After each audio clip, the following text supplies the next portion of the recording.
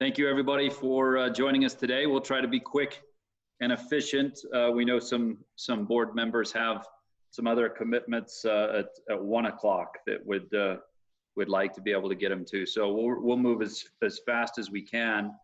We're going to maybe move around the agenda just a little bit to accomplish that. Two main goals that we have today with the board meeting is number one, we do have to figure out the dues situation, because if we miss today on figuring that out, it will just we'll be stuck where we're at. So we do need to figure out the dues, and then need to have some discussion about the special session. So those are the two overarching things that we need to accomplish today. So thanks everybody for participating and getting through it. So if we could get through 2 and 3, review the approval and an approval of minutes, and then the conflict of interest disclosure. Right after that, I'll turn it to Cameron for the dues discussion, Cam and Nick. And then after that dues discussion, we'll move into special session preview, and we'll give Mayor Mendenhall from Salt Lake the first minutes on that discussion, and get going from there. So again, thanks everybody for joining us. And item number 2, the review and approval of minutes. Has anybody had a chance to look over the minutes and would like a motion to approve them? Don Christensen, West Valley, move to approve the minutes. Thank you, Don. Andy Bierman, Park City, I'll second. Perfect. Motion made by Don and seconded by Mayor Bierman. All in favor, say aye. Aye. Aye. Aye. Any opposed? Aye. Perfect. Thank you. Moves us to number 3, conflict of interest disclosure. Anybody on this call today in this meeting have a conflict of interest that they need to divulge to the board about anything that's on the agenda today? Perfect. Thanks.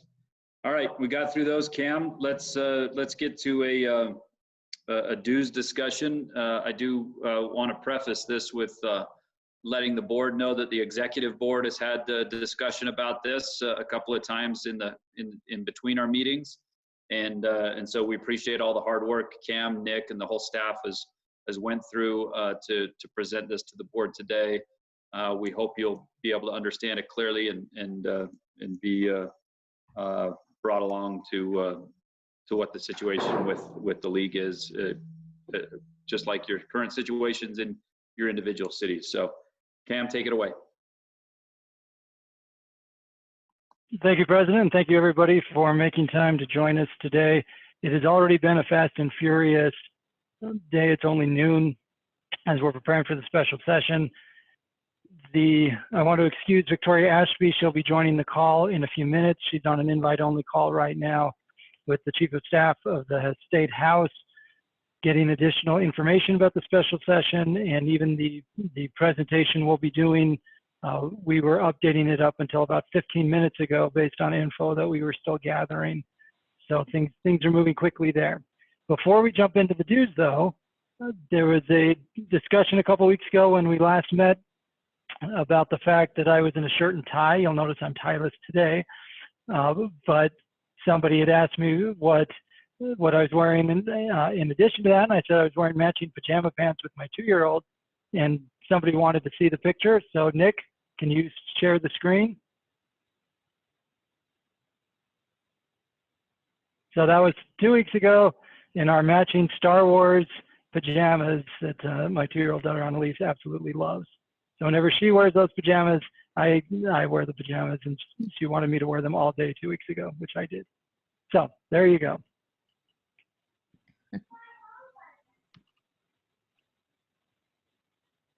So with that being said, let's jump into the dues. As a quick recap from 2 weeks ago, we spent about 40 minutes actually as a board giving direction to us as staff. The board has approved every year since 2015, and you can see in the memo what those rates are. So you apply the rates to the factors, and that results in the overall dues amount. Historically, when we went back and looked at how often those rates have changed, up until 2015, a different rate changed every year in order to increase the amount of revenue for the league. But since 2015, we have not changed any of the rates. The board in each year has kept the rates constant, and there's been enough population growth or growth in sales tax revenue that there's been a natural increase, but there's not been a dues increase or formula increase. So as we discussed as a finance team and then went to the officers last week, felt like any changes to rates or factors would actually be more of a policy conversation rather than an emergency relief conversation. Because right now, the property value, population, and sales tax, they're not quite a third, but they're in that general ballpark. And so rather than changing the rates or factors, we instead focused on things we could do to provide emergency relief to the members. We presented 4 different options to the officers. The officers and treasurer all decided to forward 2 of those 4 recommendations to the board today. We also outlined 4 what we'll call policy considerations, and you can see those outlined as A, B, C, and D in your memo. A is ensuring that no city or town would see an increase in the upcoming year from what they paid this current year. Second policy consideration is that the overall yield to the organization would not increase. The third is thinking about the precedent for future dues calculations. Half of you may not be on the board next year, so making sure that we've got a good precedent in place for future boards to consider. And then fourth, providing the context of how the dues fit within the overall decrease that we are anticipating in the league budget based on the cancellation of mid-year and other factors in the market that we are trying to mitigate but are outside of our control. President, I'm going to just stop there before we jump into the 2 options to see if there are any questions about the background, the process, or the policy considerations so far. Questions so far? One thing, President, I might have missed it, but Cameron, did you also state that the executive committee had a recommendation? I did not, because I was waiting to go through the 2 options in detail, and then I'll let you as an executive committee lead the discussion from there. Okay. Mayor Ramsey, have you made it in yet? Yes. Nick, she texted me that she was on the I appreciate okay. it. Okay. Yeah, I was just on Perfect. hold, and then shortly after I texted you, it let me right in. So thank you. Thanks. Perfect. Okay. All right. So I'll start now within the memo. You'll see the section we've entitled Fiscal Year 2021 Budget Outlook. And you can see that regardless of what happens with membership dues, that we are anticipating a projected loss of at least $233,000. As a reminder about the process, you set the dues in April, and then we work on the tentative budget that we present to you in May. We'll be working with the treasurer and the officers between now and then, and hopefully we'll have a little more refined number by then. But just based on the response that we've been getting from sponsors and the consequence of mid-year and what we are anticipating for the annual conference in September, this is where we're thinking that we'll need to cut our $2.8 million budget at least by this amount to make sure we're being fiscally responsible into the next fiscal year. Let me quickly explain why that is. Even though the mid-year conference is in this current fiscal year 2020, we bill our sponsors on a calendar year, which means that they will pay into next fiscal year for a benefit they receive in 2 different fiscal years. That's because, as we've talked to sponsors, that's how they want to be billed, is they want to be billed for a calendar year rather than our fiscal year. But that means that canceling mid-year this year affects both our revenue and our current budget, which we are working to accommodate, and you'll see that in the Q3 numbers. But it also affects our numbers into next year. We've had a couple of sponsors who pulled out, several others with whom we're negotiating We've been very aggressive. Katie Harley on staff has been in contact with every sponsor, trying to work out alternatives to the value that they would have received for mid-year. The number one value that they get from conferences is the networking opportunity, and there's only so much you can do during an era of social distancing to provide networking, though she has been brainstorming potential virtual networking opportunities that conceivably could include sponsors. And we've also been, Susan and Katie both have been promoting what some of our sponsors have been doing to mitigate COVID-19 on their customers. We've been promoting that through social media and elsewhere. So we do anticipate revenue reductions from sponsors because we're already seeing it. And with respect to the annual convention, I have been in weekly conversations with league directors from around the country, and leagues have been canceling their conferences now through June. And even in some cases, they're just canceling like we did with mid-year. In some cases, they're going to virtual conferences.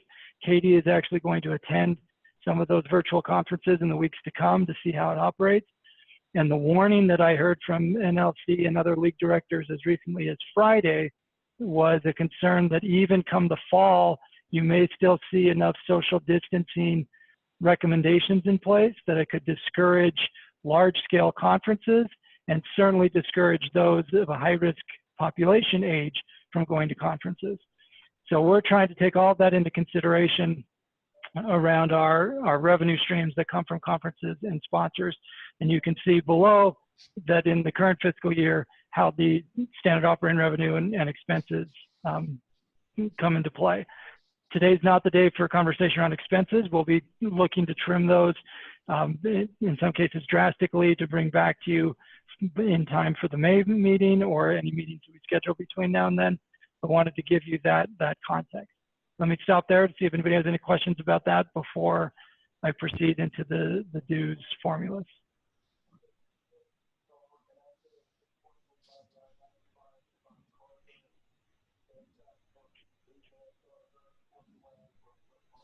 Okay, President, in that case, I'm going to keep on keeping on. Perfect. Nick, you want to scan down so people can follow along? Okay.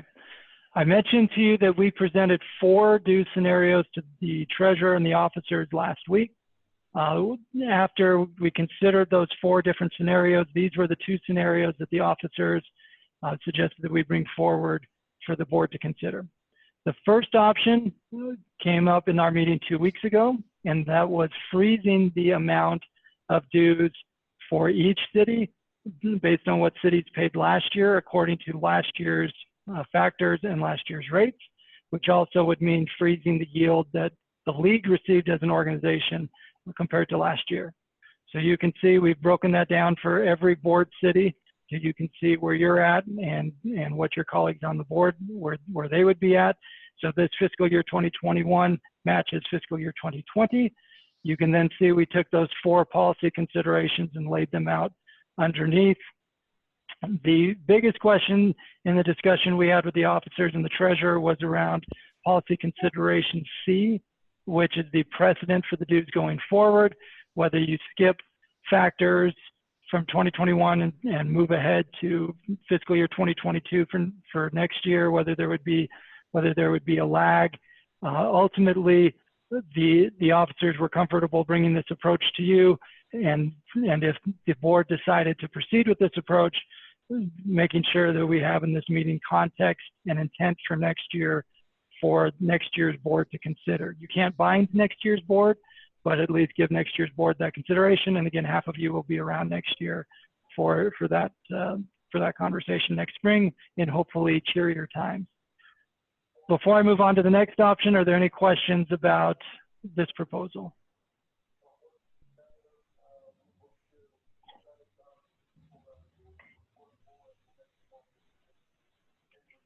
Okay. The other thing I'll add is in the dues packet, you'll see what the dues are for every city in town, but in the memo, we just listed the board cities. Okay, Nick, you can move on to option number 2.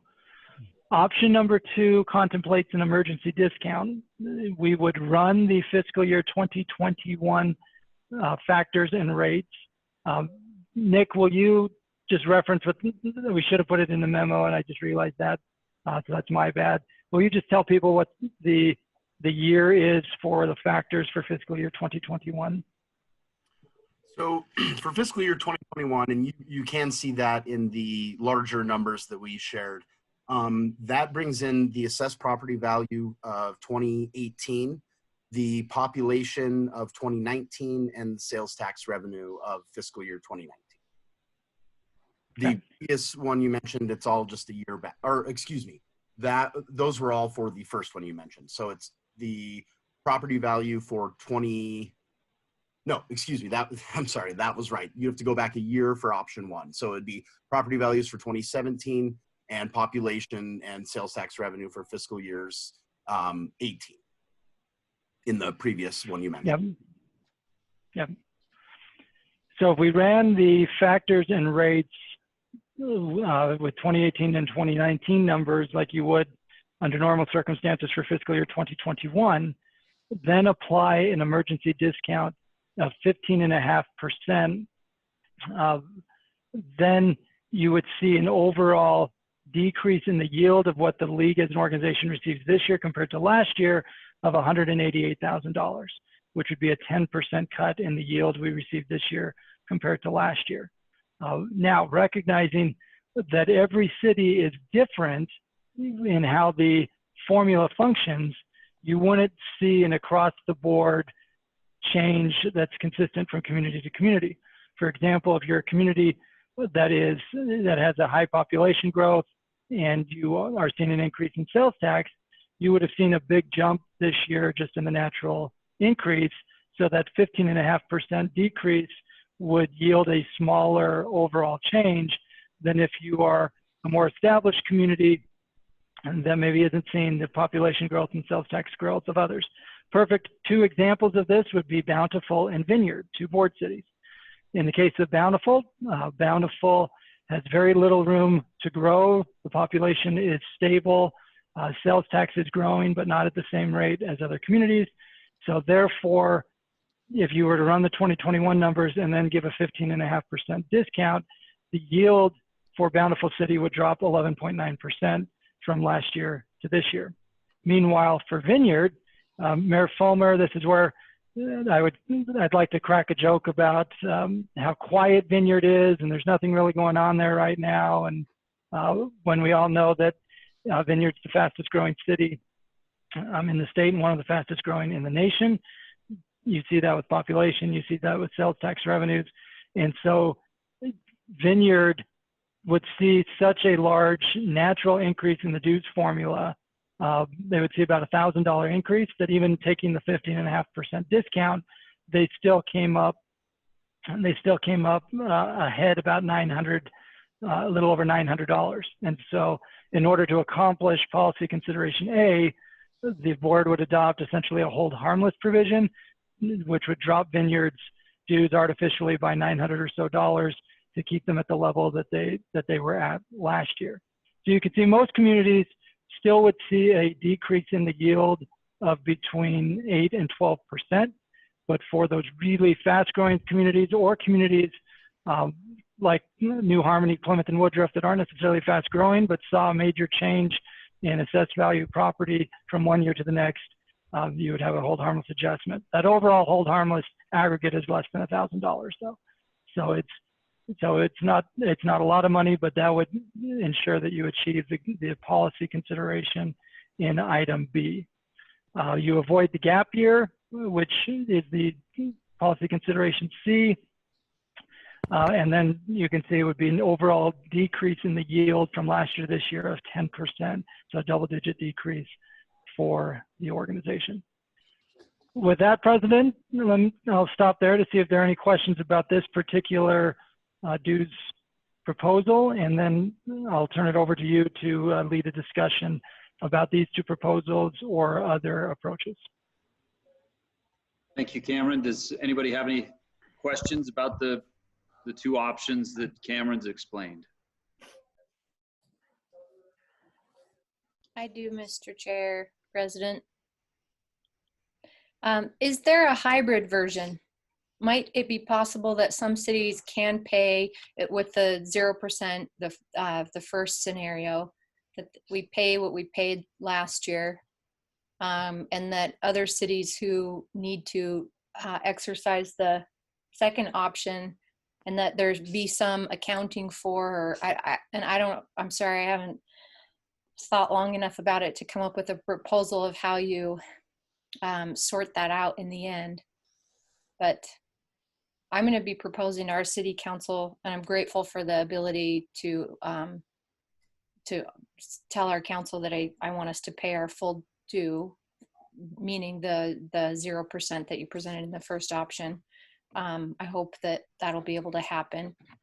And that's because I want to, if we're able to, I want our city to support the league so that the league can continue to do the good work that we have to do.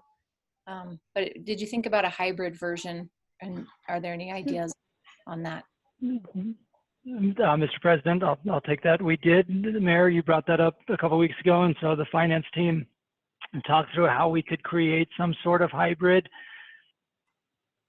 If that's, we couldn't come up with a great approach to give people essentially two options for dues. We talked about the phased-in approach where you could pay some now and some later. When I talked to other league directors around the country, they were very leery of that and had some horror stories to tell about cities essentially holding the league hostage for the second half of the payments. So then we came back to that hybrid of, do you give cities the either or option?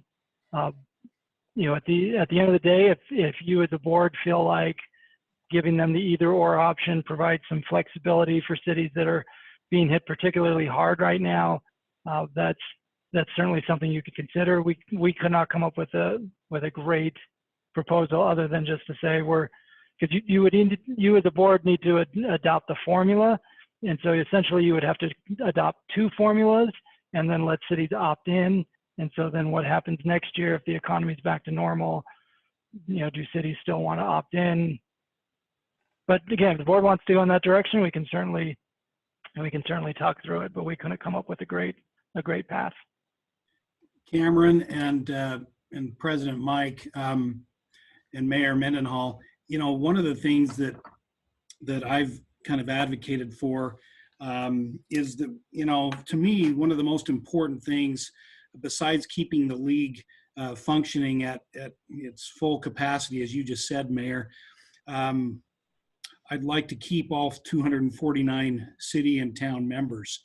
So I'd like to somehow, whether it's a hybrid approach or whether it's simply, here's what we're going out with, is we're going out with the, hold steady structure. But if there's a city that says we just can't do that, I've wondered if we could at least say, well, we could, what can we do to help you stay in?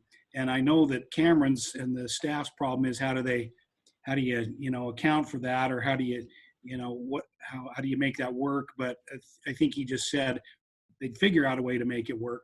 I just would like to keep us going on all 8 cylinders, and I'd really like to at the same time keep 249 city and town members, because I think that's extraordinary. Well, I'll throw in there, and it's a policy conversation that probably every city council would need to ultimately have if they wanted to do this. But it reminds me of in our city where some of our employees are getting overtime pay, partially in hopes that we're going to have some FEMA reimbursement, particularly on the earthquake overtime. We've set up an account just like companies do, where employees who don't need that overtime pay are contributing toward a fund that supports employees who do need extra support during this time, some of our lower paid employees. And I wonder if the option to pay with the 0% increase, because for Salt Lake City, that's 10% of the league's income from dues. And I wonder if with the 15.5%, adjustment, if we couldn't say that headroom, and I know we moved on to a different slide there, but it looked, Nick, can you go back up? About $18,000 difference for the city. little Mhm. like Yep. Yep, you're right. that. That portion couldn't go toward helping other cities maintain their membership. And I don't know then how you divide, to subsidize other cities. I agree with Mayor Pike again, and I think we're all in agreement that we want to keep all 249 of us going here, and we want to keep the league afloat. But it's just an idea that maybe if I can go in with with the 0%, maybe that gap space provides some kind of sustainable fund for other cities who need it. Mr. President, if I can jump in, we had a long conversation about all the ins and outs and what ifs with that. And we thought the only way that the staff could effectively manage this and keep it fair for everybody was at the 0. And I'll be doing the same thing you are, Mayor Mendenhall, in terms of taking the 0 growth rate to our city council. And hopefully after this year and all the special sessions, we're hearing they might have one every couple of weeks, the league will have more than earned their keep. But I would say that Mayor Pike was super generous in saying St. George would be willing to sponsor those cities that aren't in the same position that he is. Well, since our tourism has suffered so much, I might have to say that. No, but I do think, I've already talked to our city manager. I'm and he's very comfortable, for example, joining with me in recommending that we at least hold, those who need to take a discount. And,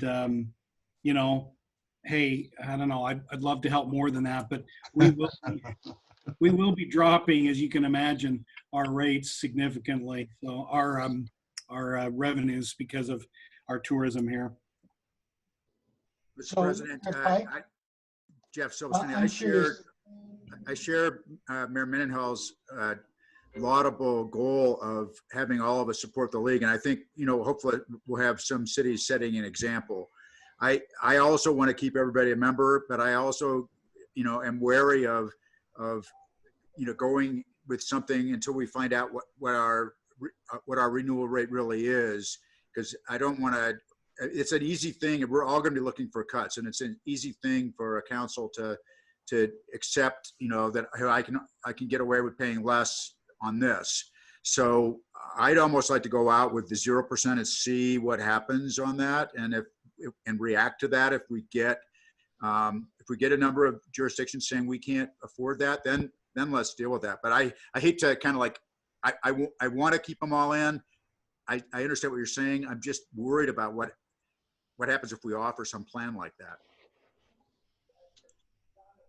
So, Mr. President, as I was looking at this, my feelings are the changes, the 15% to any individual city is just so small. If they're going to drop out, they're going to drop out, whether we go with the stay as they are rates or drop them 15%.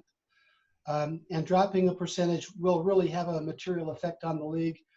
And to try and do some type of a hybrid approach, I think you're just asking for problems. Then we will probably lose some cities, but I don't think anything you do with the rate's going to make that big of a difference. And so I would think that we just go ahead and maintain the rates we are. And I don't think anything would change as far as who we'd lose.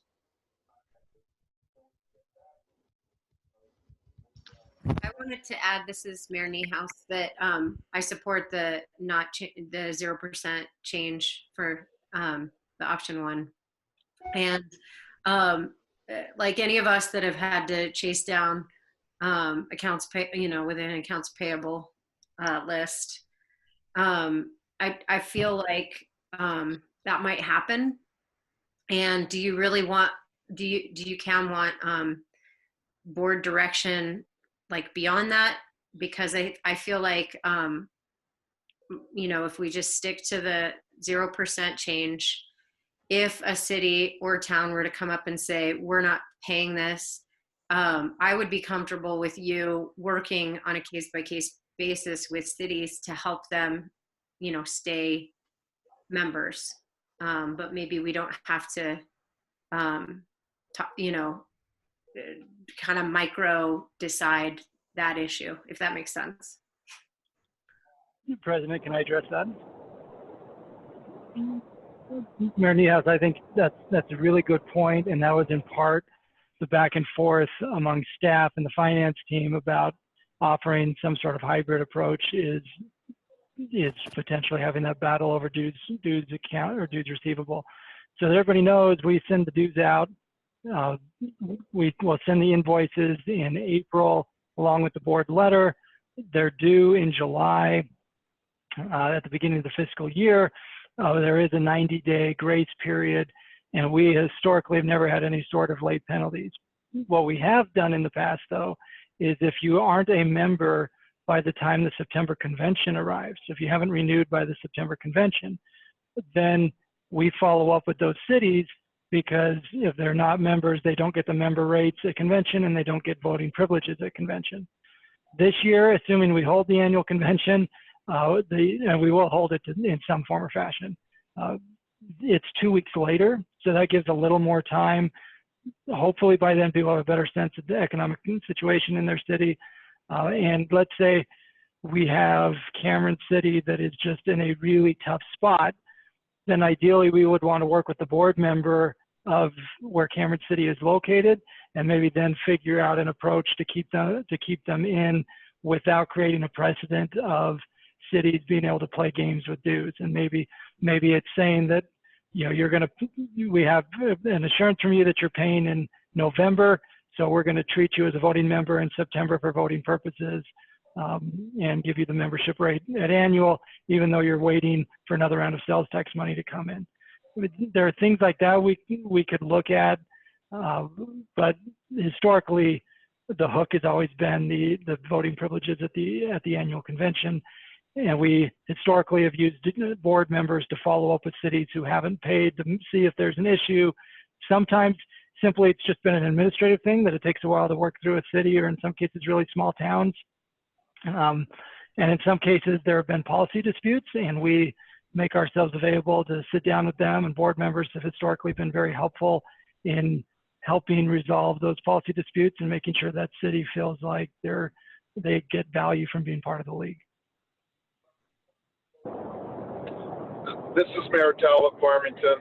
I probably would voice, I'm not really interested in the hybrid formula going forward, but I would lend support to what Mayor Arby said about keeping it at a zero and going from there. Basically offering some flexibility to those who really have issues, essentially. Is that what you're saying, Mayor Talbot? Yes, that's what I'm saying, Mayor Pike. Well, you're a good man as always, Mayor. And so are you. Andy from Park City here, and I just want to say I also support the first scenario. I think it's the easiest one for us to convey to our councils. And the second scenario is more complicated, and I don't think there's enough benefit in there that it's going to keep a member over that small amount of money. And the good news is we've expanded our board, so we have a big board, and if we have some cities that are put off by the cost when they're looking for cuts, then we're all going to have to get busy and talk about the value of the league. Do some recruiting again. This is Jewel Allen. Go ahead, Jewel. Yeah, I also just want to say that when we're messaging that first option, which is what I'd like to support too, is to make sure we're giving them the perspective of what we're saving the cities this year because we did not raise the rates. It might seem more of a value.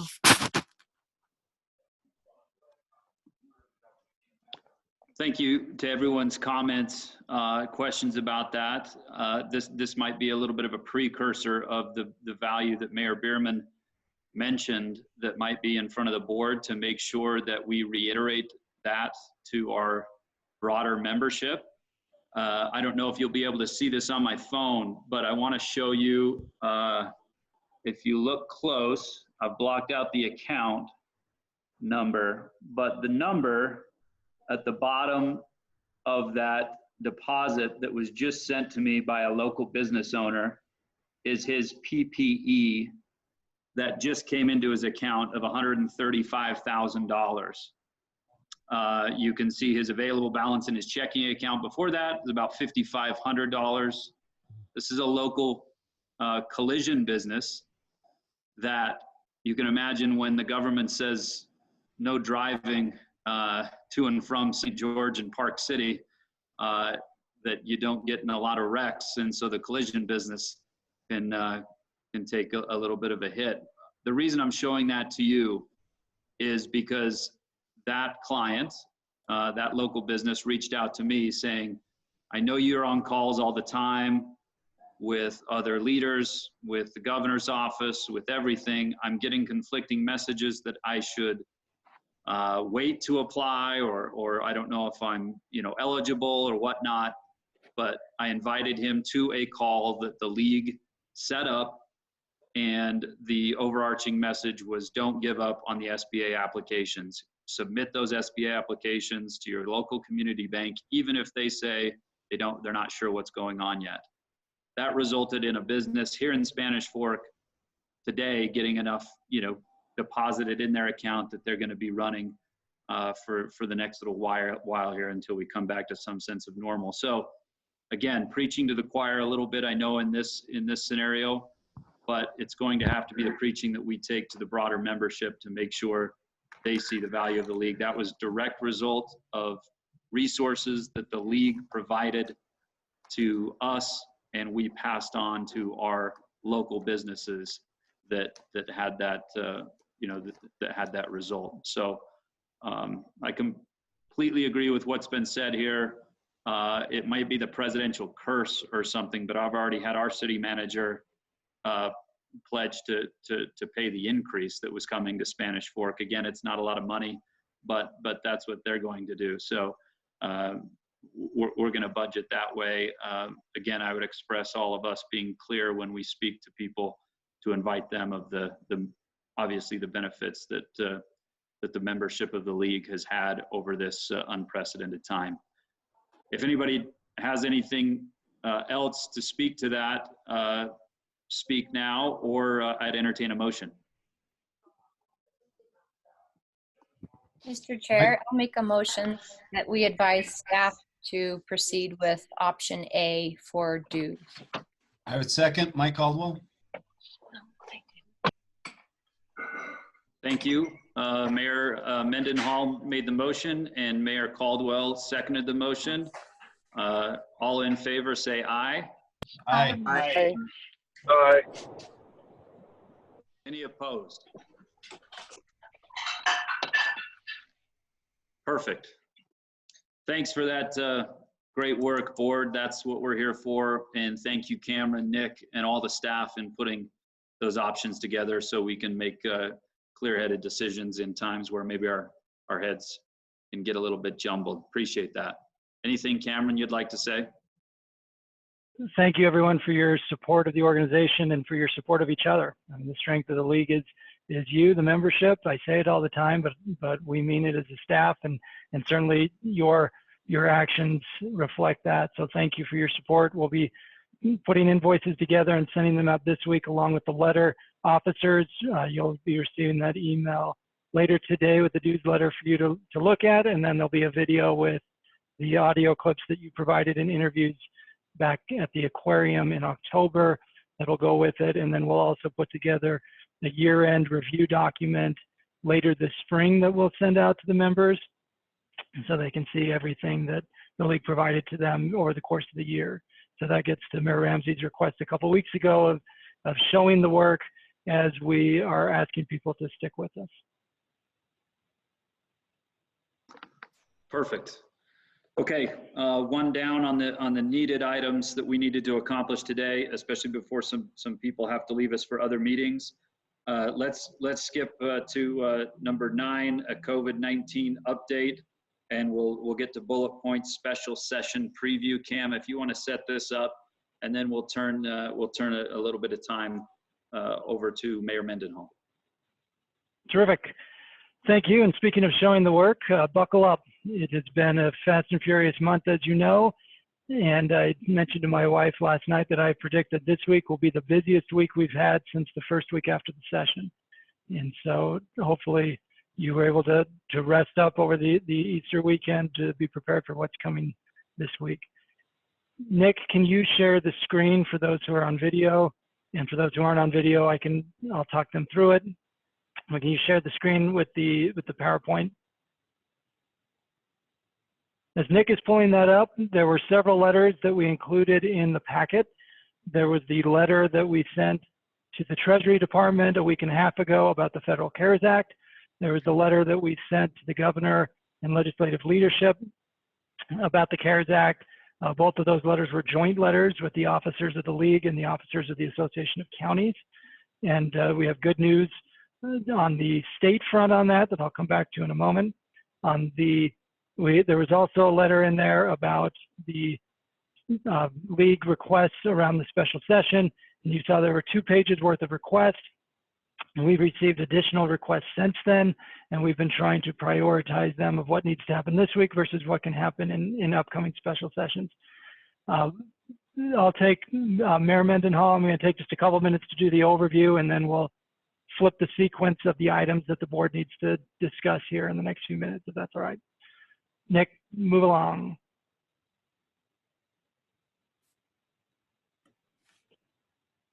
Two main things to know. The governor's coronavirus task force has about 50 people. There are lots of different subgroups. I've identified the 2 that are really the most prevalent and the 2 that meet most regularly. One is around the health measures, and this is led by Dr. Dunn, and then Chris Cox has been putting together the dashboard.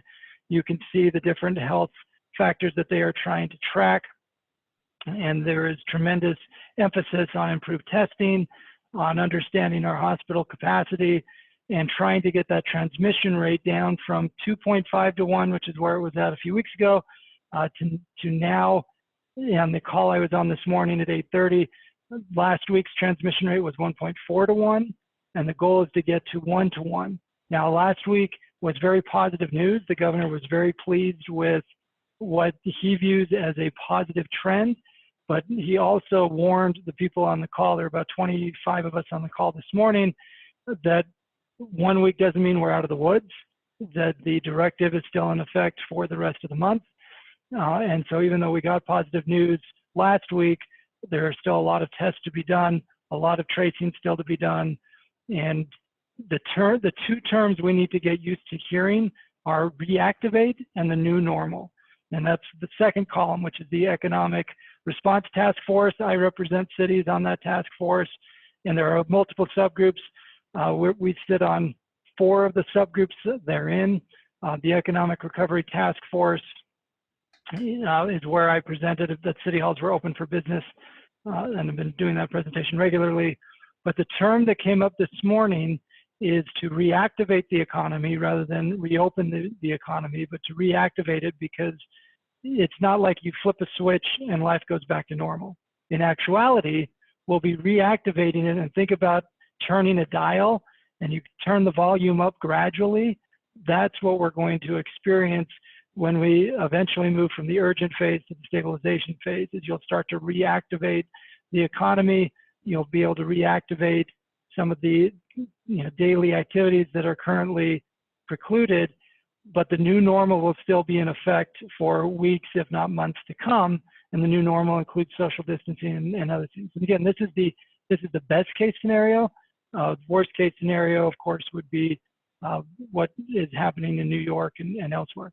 Nick, you can move on to the next slide. In the governor's Utah Leads Together plan, there are 3 phases: the urgent phase, which officially began March 16th, the stabilization phase, and the recovery phase. Now, the original goal around the urgent phase was 8 to 12 weeks. The governor's stay home, stay safe directive now goes through May 1st. It was extended on Friday. That is a floor. There are 13 local health departments around the state. 7 of them have enacted additional orders above and beyond the floor. 11 of Utah's 29 counties are within those health departments, and about 56% of the state's population reside within those 7 health departments. The goal this week, politics notwithstanding, is to start laying the groundwork for what a stabilization phase could look like around a new normal during that period of time if the positive results from last week turn into a trend this week. The Utah Leads Together plan will come out with a 2.0 version as early as tomorrow. Wayne Bradshaw, Victoria Ashby, and I were working on this over the weekend and got our edits in Saturday afternoon. There'll be a lot more in that about local government activity that we gleaned from the best practices that your cities are already implementing during the urgent phase, as well as other potential benchmarks. The governor would like to have this plan out before the special session gets underway this week. Nick, move on. Let's skip this. We'll come back, Wayne, to the survey in a moment, if that's all right. So Nick, skip a couple more slides. Keep going. Keep going. Okay, special session. This is a historic special session, and we've laid out the alphabet here, the A, B, C, D, E, Fs of the special session. So the A is for the authority, the battle of the branches between the legislative branch and the executive branch when there's an emergency. Number two, our letter B stands for the budget impact on the state of Utah. That will be a primary focus this week. The C stands for the CARES Act, which has a major impact on local governments. I mentioned before that we'd submitted letters to the Treasury Department and state leadership. I actually just got a text a few minutes ago from the National League of Cities. As you know, I'm on the board there and have been in regular calls with NLC leadership. And Treasury Department opened their portal today for local governments and state governments to start submitting reimbursements. That does not help any of us. It only helps the state of Utah. It only helps Salt Lake County. It only helps Utah County at this point. But that means that the policy guidance from the Treasury Department is not far behind. And in my call on Friday, we were told to plan on it by this Friday, if not sooner. Regardless of what happens at the Treasury Department level, we did get good news today. Jonathan Ball, the chief of the Fiscal Analyst's Office, and Representative Brad Last both indicated to us that they want to work with local governments in Utah to ensure local governments get a fair distribution of the CARES Act, which was the crux of the letter that we sent to them a week plus ago. So that was really positive. This is the first ever virtual special session. They spent all day Friday working through the logistics of that. The legislature plans to call themselves into special session. This will be the first, which also means the governor doesn't control the agenda, legislative leadership does. And the two branches are negotiating by the hour over what that agenda could look like and whether or not the governor will call them or the legislature will call them. But we fully anticipate the legislature calling themselves into special session. We also anticipate no committee hearings and no official public input in whatever they do during this special session, which means that league action alerts to our members take on heightened priority because our folks will need to get to legislators in advance of when they call themselves into special session. On my call this morning, President Adams told us that they were targeting Thursday. Last Friday, they told us they were targeting Wednesday. So hopefully that gives us an additional 24 hours. Nick?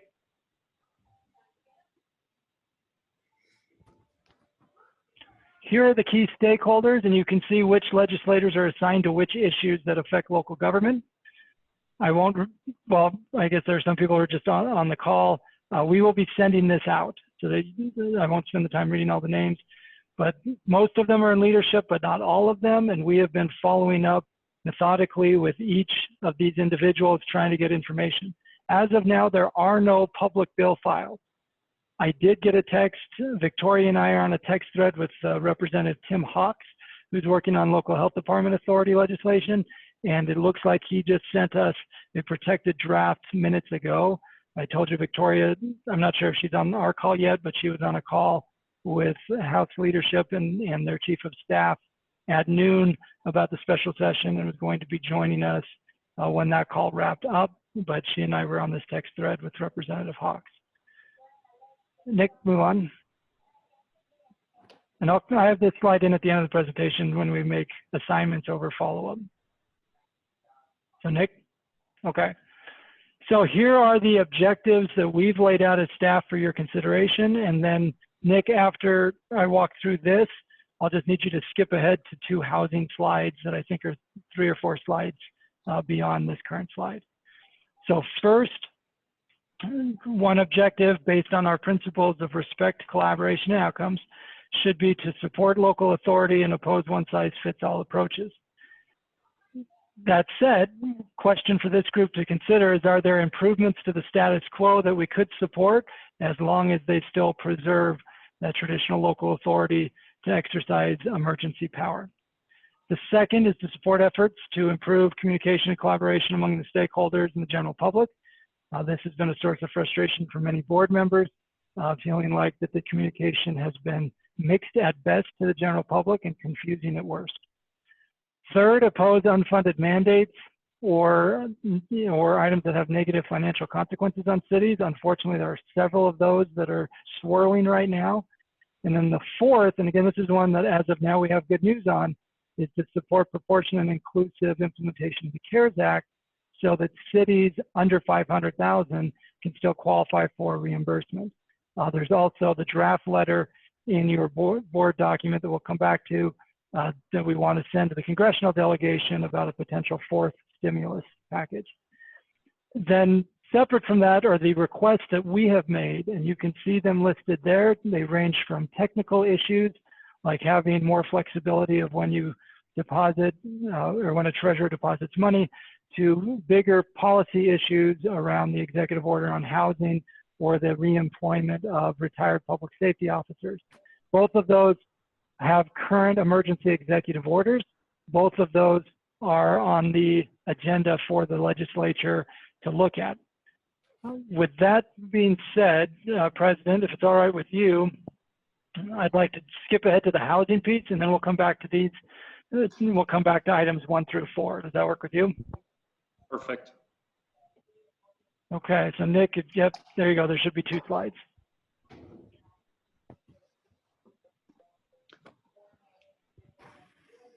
Mayor Mendenhall, if you're still with us, can you take it from here? I have exactly 2 minutes to present to you. I'm looking today to get the board's endorsement of this rough concept plan. And I'm actually going to kind of plug it in here, because I'll plug it into the chat and that might be helpful. I know that our staff has it. There's basically 2 parts to what we're looking at, and there you go. It's in the chat now if you want to look at it. The first part is modifications to the governor's executive order. We want to allow people to continue to apply for assistance, and over a rolling 60-day window for people who've been adversely affected. We are looking for prohibition on landlords assessing late fees during this the governor's executive order, an extension of the executive order also, and that tenants have 6 months to pay back the rent that they owe from the deferments that are in place right now. The second section would have to do with that CARES Act funding that's coming through. There's 4 points there. I won't read them verbatim to you, but we're looking basically to have the state set up a fund that would be specific for residential rental assistance up to 3 months for people. Tenants could apply to it and go through the same sort of process that we already do in terms of accessing subsidies for housing. People under 80% of AMI, which is of course county by county, those funds for 3 months would be a grant and not a loan.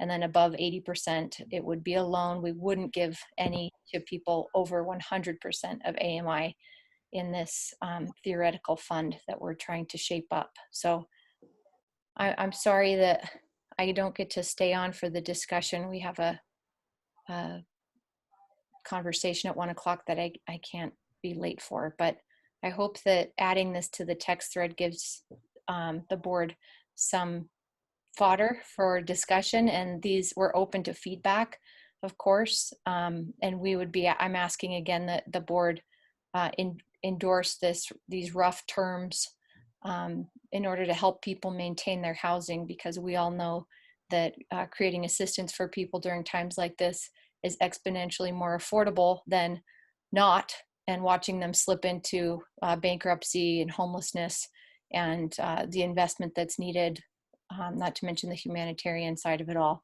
but the financials that are needed in order to pull us up out of that. So I look forward to seeing what comes of the discussion. Thanks for giving me a moment.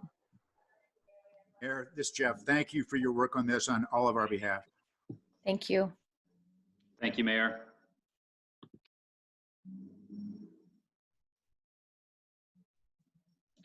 Okay, Cam, with those added into it, do you want to go back a couple of slides and get through that and then catch up to this? I'll defer to you. I mean, what she said is now fresh in people's minds, so we could talk about that and come back, or I can walk through all the issues so you see, you know, the full package of what's coming.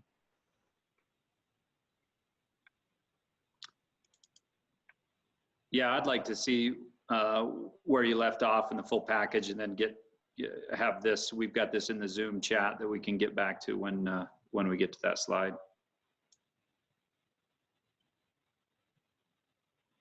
Okay. Then let's go back, Nick, one more slide.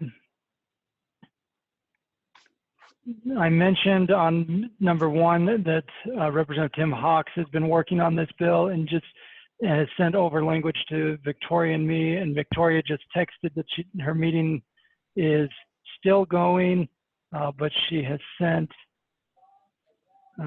just sent over some additional updates of what will likely be there. There are going to be 5 budget bills and 10 other COVID-related bills, and at least as of now, you know, the healthcare piece, the local health department piece is going to be part of it. So this is the fun about everything happening in real time, and I'm scanning these messages to see what should come up right now. So Nick, let's go ahead and just move to the next slide now that people have a chance to look through those. So let's just talk through the local authority piece. There's been frustration in the legislative branch with the governor's office and how the governor has exercised his emergency authority. There's also been frustration in the legislative branch about how local health departments have exercised their authority. And they are looking to improve the coordination. Now, without having seen language, it's hard to say what the position should be. I did talk to UAC earlier today, and they too were waiting to see what the position looked like, because if it improved the coordination without undermining the local authority, UAC thought they could be on board, either support or neutral with that type of approach. If it undermines local authority, that would be where they would have to step in and oppose. Jill Parker joined us for our call 2 weeks ago. She's my counterpart at the Association of Local Health Districts. She submitted a letter today to legislative leadership. We have a copy of it that I was going to share on the screen, but I've highlighted really the 2 key points here for you, that they prefer no statutory change. But if there is going to be a statutory change, that they could be okay with enhanced coordination with local elected officials, because they feel like in practice that's what they're doing, even if the statute doesn't require it. And she gave several examples on my call with her this morning of where health officers were considering making an order, consulted with their local county officials, and then based on the feedback from their county officials, declined to make the order. And she gave me one example this weekend from central Utah where that occurred. So she said if necessary, they're willing to codify those pieces, but not to such a degree where it would take away the authority of the public health officer to issue an order. What we've heard from legislators has been the concept of a local health public health officer no longer being able to issue an order, but instead issue a recommendation that then local government, and at this point we've been trying to get clarification if that's the county or the cities, local government could then choose to implement. The question for you as a board is, do we have enough information yet for you to give us direction, and are you dead set on defending the status quo, or do you see some room for negotiation with the legislature around coordination, as long as there's still inherent local authority. And do you see any potential problems if the local authority shifts from the public health officer to, say, county elected officials? So, President, with that mouthful, I'll stop there to see what people think. So, can I jump in, President? Yes, please.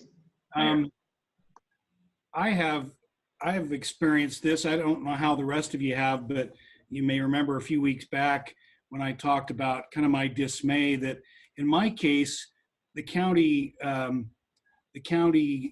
commissioners, 3 of them, and the local health district are kind of one and the same.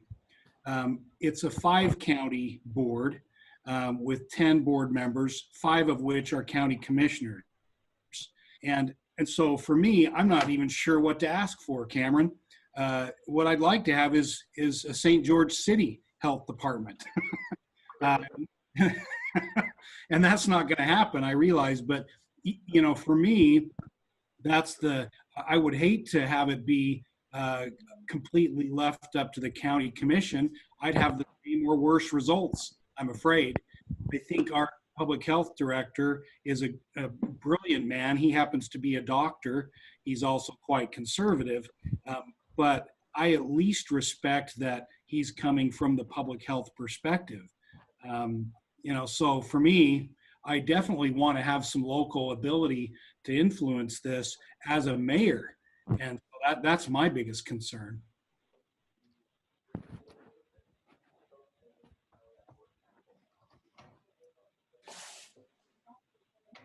Thank you, Mayor. The part, just to echo a little bit of what Mayor Pike said, the part that does make some elected officials in my area in Utah County a little bit nervous is the possibility of making the county commission the authority separate from the health department. Again, another value point of the league was last week getting in touch with our local health department from a city perspective and getting some concrete, clear numbers that were shared to us that hadn't previously been shared. So it gave us some ability to be better informed for our citizens that were asking questions about, you know, some tough closures. Mayor Pike wouldn't understand this, but we had to close our pickleball courts and caught some grief for it. But I'd say that tongue in cheek. Again, our coordination has improved with our county health department. There's my 2 cents. President, this is Gary. Can I speak up a little bit? Please. I think I would agree with what both of you have said. I think that decisions that are coming out of health departments are more likely to be fact-based and less likely to be influenced by politics. My experience in Davis County is that the health department has been very willing to take input from communities, has been very accessible. I would worry about the decisions being more political than they need to be. And similarly, I would really be concerned about taking the authority away from the local health districts and letting that stay and letting that be only at the state level.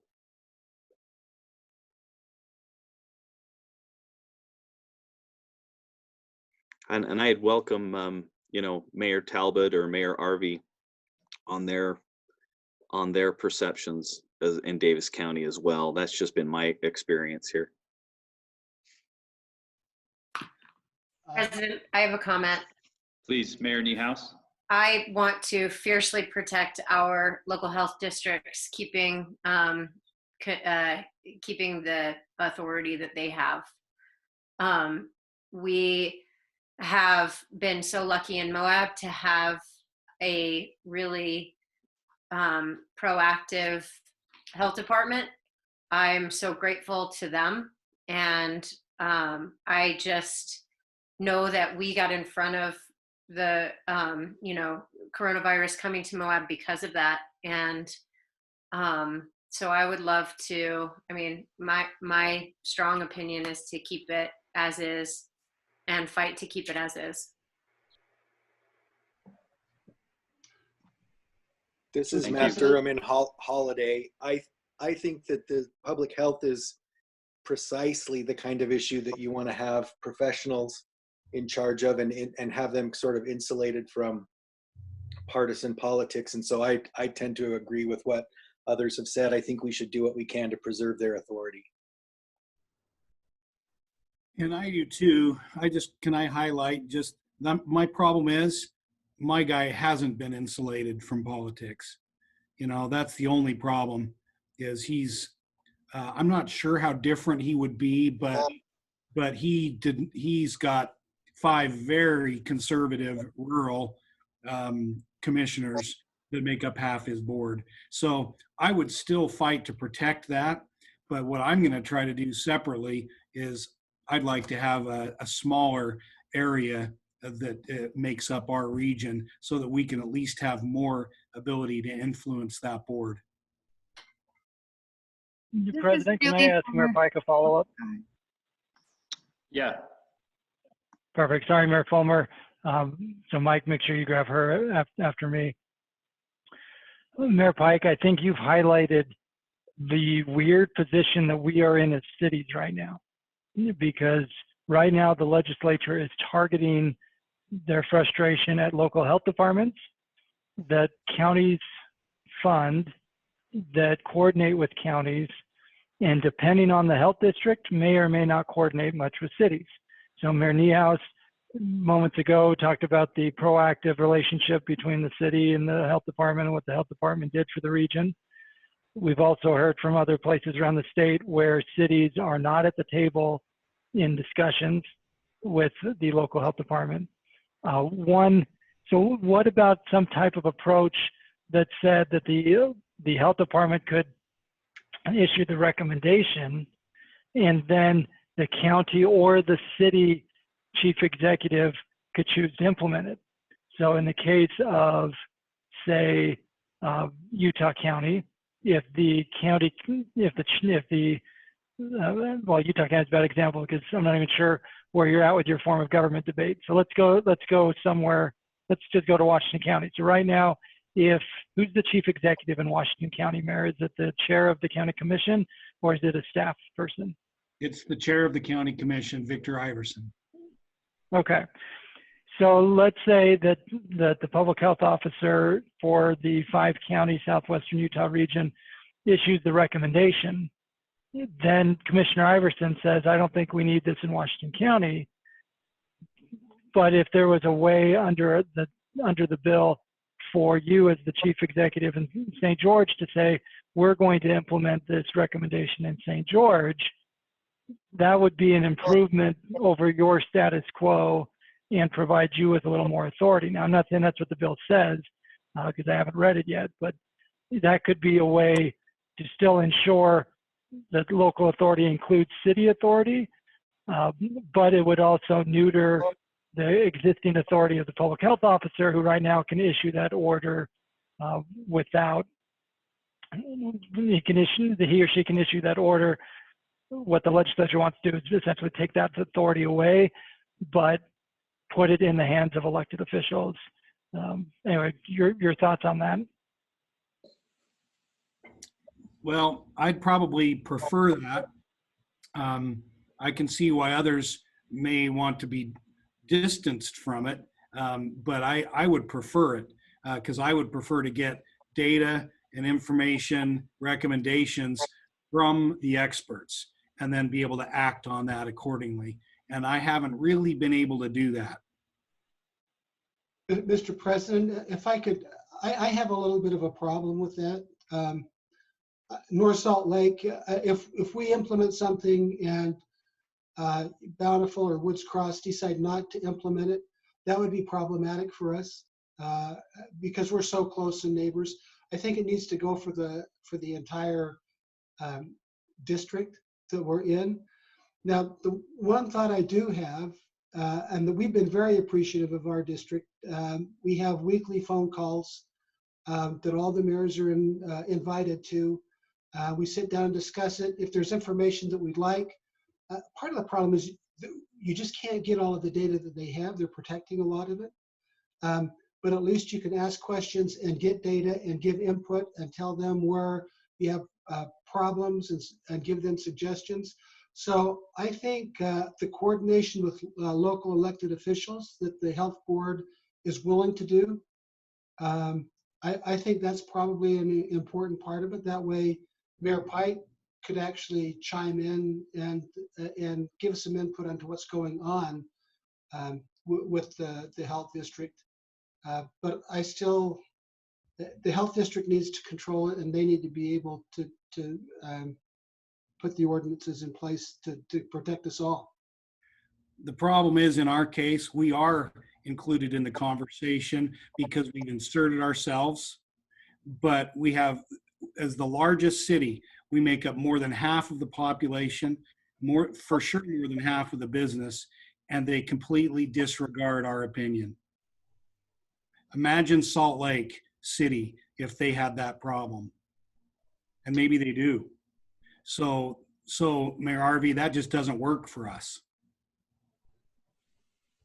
Mayor Pike, I have a question. This is Jewel. Sorry if I might have missed it earlier, but do you guys have representation at all on the board from your city? Well, we have a county commissioner, and we have one other person that the county chooses. Yeah, the county chooses or the board chooses.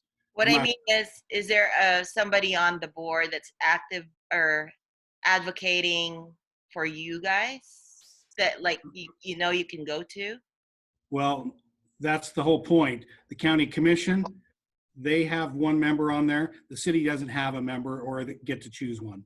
So we have a 5-county district, and we have 2 people from Washington County on that, one of them being a county commissioner.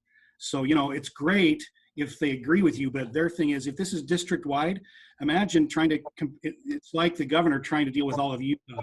Our district is trying to deal with 5 very different counties. Washington County being very different from Beaver County, Kane County, Garfield County. And so it's very difficult to get a decision from that board that really meets the needs of all 5 counties, let alone St. George City. Yeah, I can see that, and obviously it probably isn't realistic to have city representation from everybody. That would be very frustrating. Anyway, sorry and good luck with that situation. I just have a quick question for you, Mayor Pike. What was the turning point in getting Zion closed? What was the leverage to activate your health department? 3 mayors went over the heads of the county commissioners and the health department. And we went to the governor. We sent our letters directly to the Department of the Interior, the secretary. And thankfully, I think what really made the difference was the governor listened, and Dr. Minor made the recommendation to the Department of the Interior.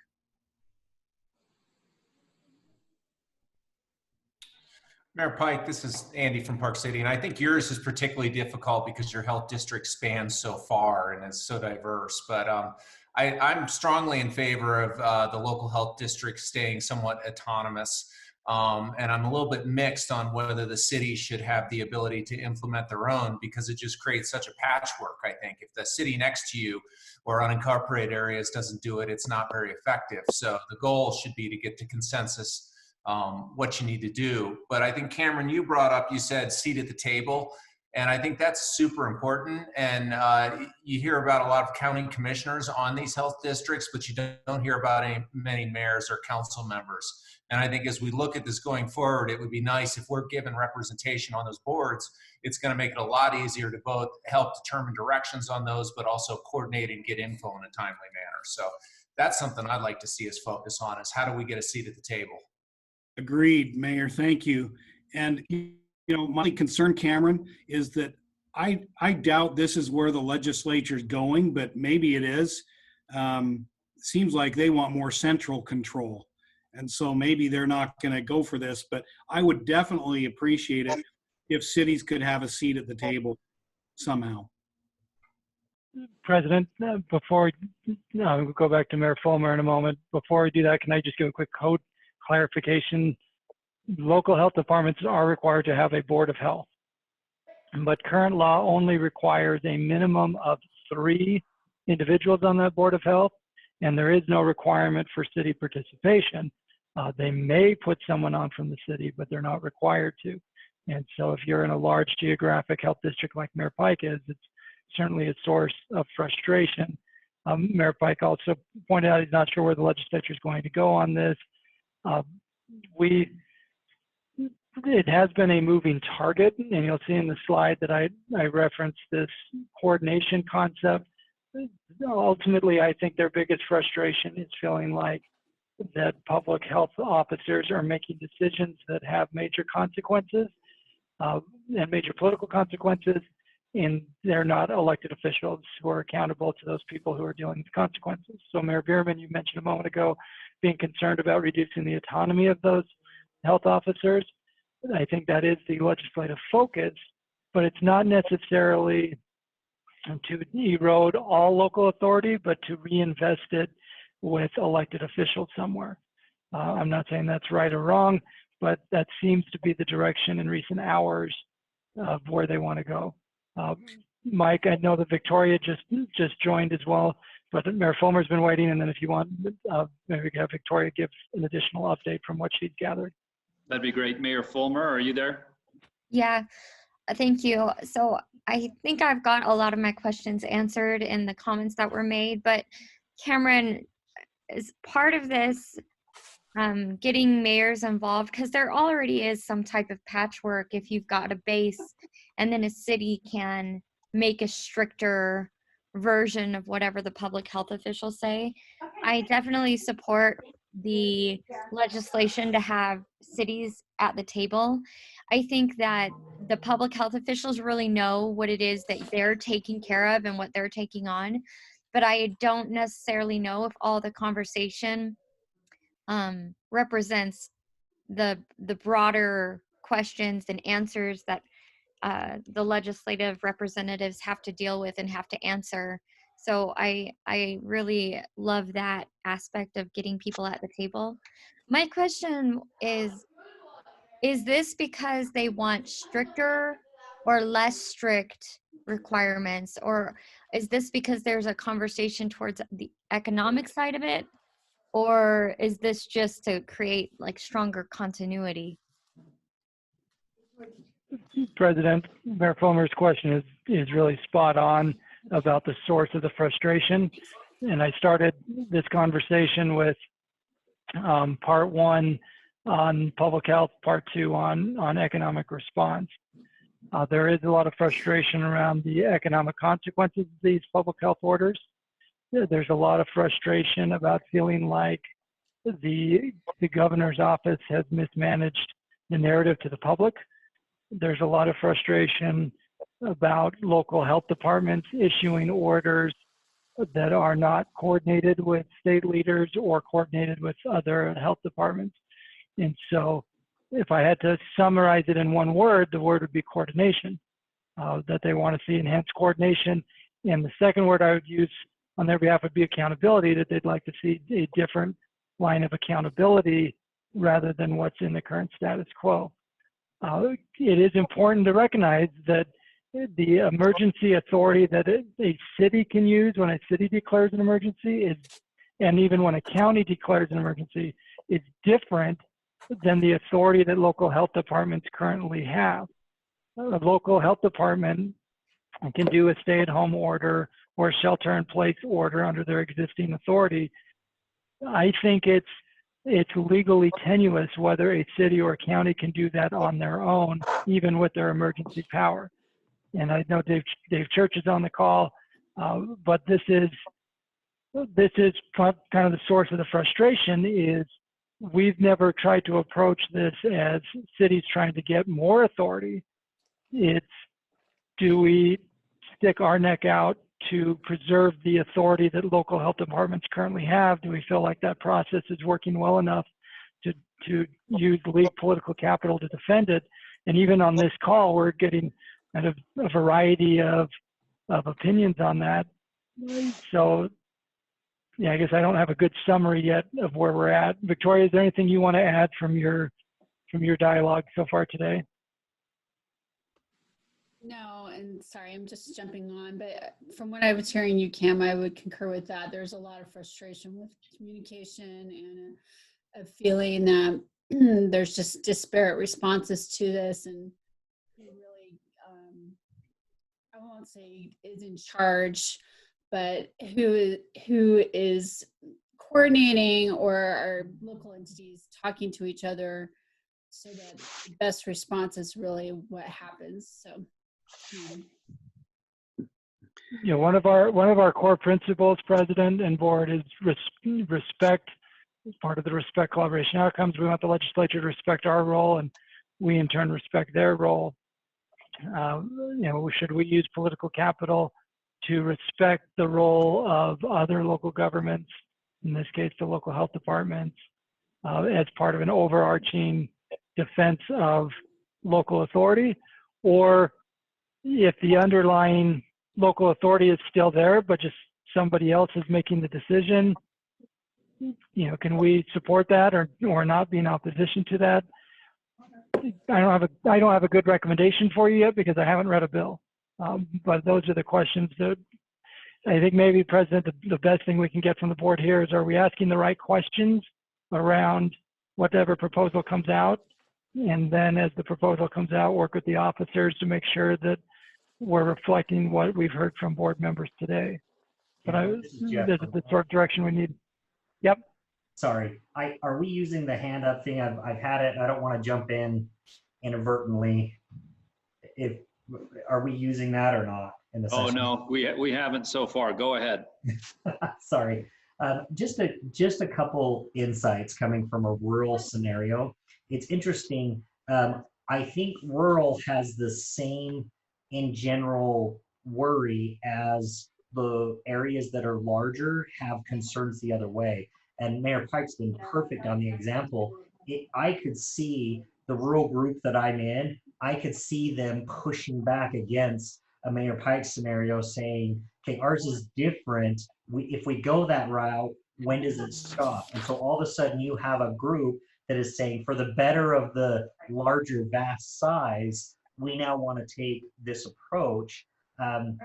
There has to be a way that we can balance that, because if we say that if you're linked to another community, you have to take what that community does, that becomes very difficult, because where do you decide the classification of linking and connecting is? And that's what this is bringing up that we really haven't discussed in a lot of circles. So that part's good. The other part that I would only throw out there is we have to be very, very careful giving the authority to a non-voted entity that can then supersede what we have as a political process. And I think that we, even in a pandemic, we still have to recognize that there has to be some rights and there has to be local control. That's what the Leagues of Cities and Towns has always promoted in general, is how do we help cities, and in that general, the areas have control and say within reason. And I think that's a very important thing to make sure that we emphasize as we work through this process. Agreed. Thank you. Yeah, President, can I mention something? Go ahead, Gary. Thanks. Just a couple of thoughts as I listened to it. It seems like one of the issues is that if we can do anything, it would be to make sure that areas that are a large percentage of a population like St. George or in rural areas have a seat at the table on these health boards. I think that would help. I do want to push back a little bit on the assumption that just because you're not elected doesn't mean you're not accountable. Coming from an administrative standpoint, you can make a change a lot faster with an administrative person than you can with an elected official. If you don't like the decisions that are being made by somebody who's hired, you just fire them. you're immediately accountable. And all of these health districts, they could do that. If they don't like the decision of a health director, they can just change the health director. I get worried when we go down a narrative path that the only accountable people are elected officials directly, because the legislature uses that to make the same argument that because they are elected to oversee the state, all decisions that affect the state ought to be vested in the legislature. And that concerns me a little bit, because the corollary to that argument is that because you're an elected official, you're in the best position to make a decision.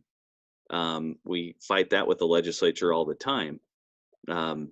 I think decisions like that relate to health ought to be made by professionals, and there is accountability. That's what the health board is for. So I want to add that viewpoint to the conversation. Thanks, Gary. I think this is a good conversation to have. My personal opinion, I think we're on the right track in trying to navigate this in working with the legislature in respecting the roles. I will tell you the personal experience with us in Utah County was when we did get a hold of that county health department official, and we were able to say, okay, here's what we think is going on down here. Here's the response we're getting from our constituents. His question that stuck out to me came back and said, okay, Mike, if I told you there were 5 cases in the county, Spanish Fork and South, what would it change if I told you there were 5 or there were 16 cases, Spanish Fork South? How would that change your decision making for your city? And giving the range there of what was talked about, we said, well, we're probably making the right decisions then. And so it was just the communication aspect of it that again, I think needs to be highlighted from the league's perspective. If you're not in contact with those boards, you need to be, and obviously Mayor Pike is attempting that with what he's doing down there. But I think threading the needle is what we're going to need to continue to do through this special session in the messaging part of it. Mr. President, can I just give one idea? Yes. Our local sewer board up here is a weighted board. So depending on how many hookups you have that feed into our sewer district, that means you get, a seat at the table or not. And it's not a political decision. It's weighted on population, and maybe the makeup of these health boards would be more representative if they were weighted in terms of population. So in Mayor Pike's case, he would have a guaranteed seat at the table or 1.5 or something else. A weighted board, health board, might give more representation, more equal representation in larger areas like that. I don't have any complaints with my health department up here. They've been great to work with, but I can certainly have empathy for what Mayor Pike is going through with such a huge area down there and not really having a seat at that table. That's just a thought. Can I add something from a Salt Lake County perspective? None of us from Salt Lake County have weighed in. And for me, Mr. President? I'm sorry, Mayor. I couldn't. Can you hear me? Mayor Ramsey, can you turn your volume up? We're not quite hearing you. Bear with me for just a second. Let me work on it. I've never used these headphones before. Sorry, Mayor, I'm not hearing you. She said to give her a second to work on it because she hasn't used this particular technology. So maybe Mayor Silvestrini. Yeah. So, my concern about this is I think that we're actually dealing with maybe multiple problems here or observations. I think we have an issue about whether the state should be doing more or doing all of this in terms of state of emergency or not. And there's different orders in different counties, and that's creating confusion. And I think this discussion at the legislature started about the idea that there was confusion. Then I think we have a problem of, the fact that there have been health departments that have not been responsive or coordinating with municipalities in their boundaries, Utah County, I think, is that example. And there's been a expression of frustration because there hasn't been that coordination. And then you have what we see in St. George, where maybe there's an urban-rural imbalance, and there needs to be more input, with the cities in the discussion. And so I kind of what I'm seeing here is that there are a variety of problems, and there's no one-size-fits-all solution to them because they are different problems. And the other problem that I think you'll say, and I don't want to be too politically incorrect, but I think there's also a concern that right after the governor's message, there were jurisdictions that went out and imposed orders, which was kind of like, can they do that? Should they be doing that then? So it's really hard for us to respond as an organization to the fact that this is a multifaceted problem. But I think that the lodestar things for us, the guiding principles are that coordination with local government is key to all of these. That needs to be reaffirmed. The fact that there are different types of emergencies that might arise, there needs to be some local flexibility to deal with that. There may be an issue in southern Utah that doesn't affect northern Utah or vice versa, or it could be this situation, which maybe is a statewide problem, but we need to preserve that local autonomy. I think, in spite of the fact that there's been criticism about the governor not imposing a statewide stay-at-home order, we are still seeing progress in the numbers, so that what he's decided to do and giving more local autonomy to county health departments is working. So I would say that our legislative position on this should be always coordination, but maybe it's too soon to be looking at this because we really don't even know how this is working out yet, right? We still don't know whether we think we're slowing that spread. We think it's working, but we don't know yet. I mean, we really don't. And it's going to take some more time. So to try to do something in a special session about this now may not be prudent. It may be time to let the dust settle a little bit on this. Well, and that we don't even have language of what exactly is trying to come out of the special session either, as far as a bill. So I think the principles repeated going at the first part of this is what we can all agree on here at least the board position. And help you keep us or have you keep us informed, Director, of how that changes and if and when we need to take a more concerted stance if something comes up that completely negates us further from the table of conversation, then we'd need to take some different language there.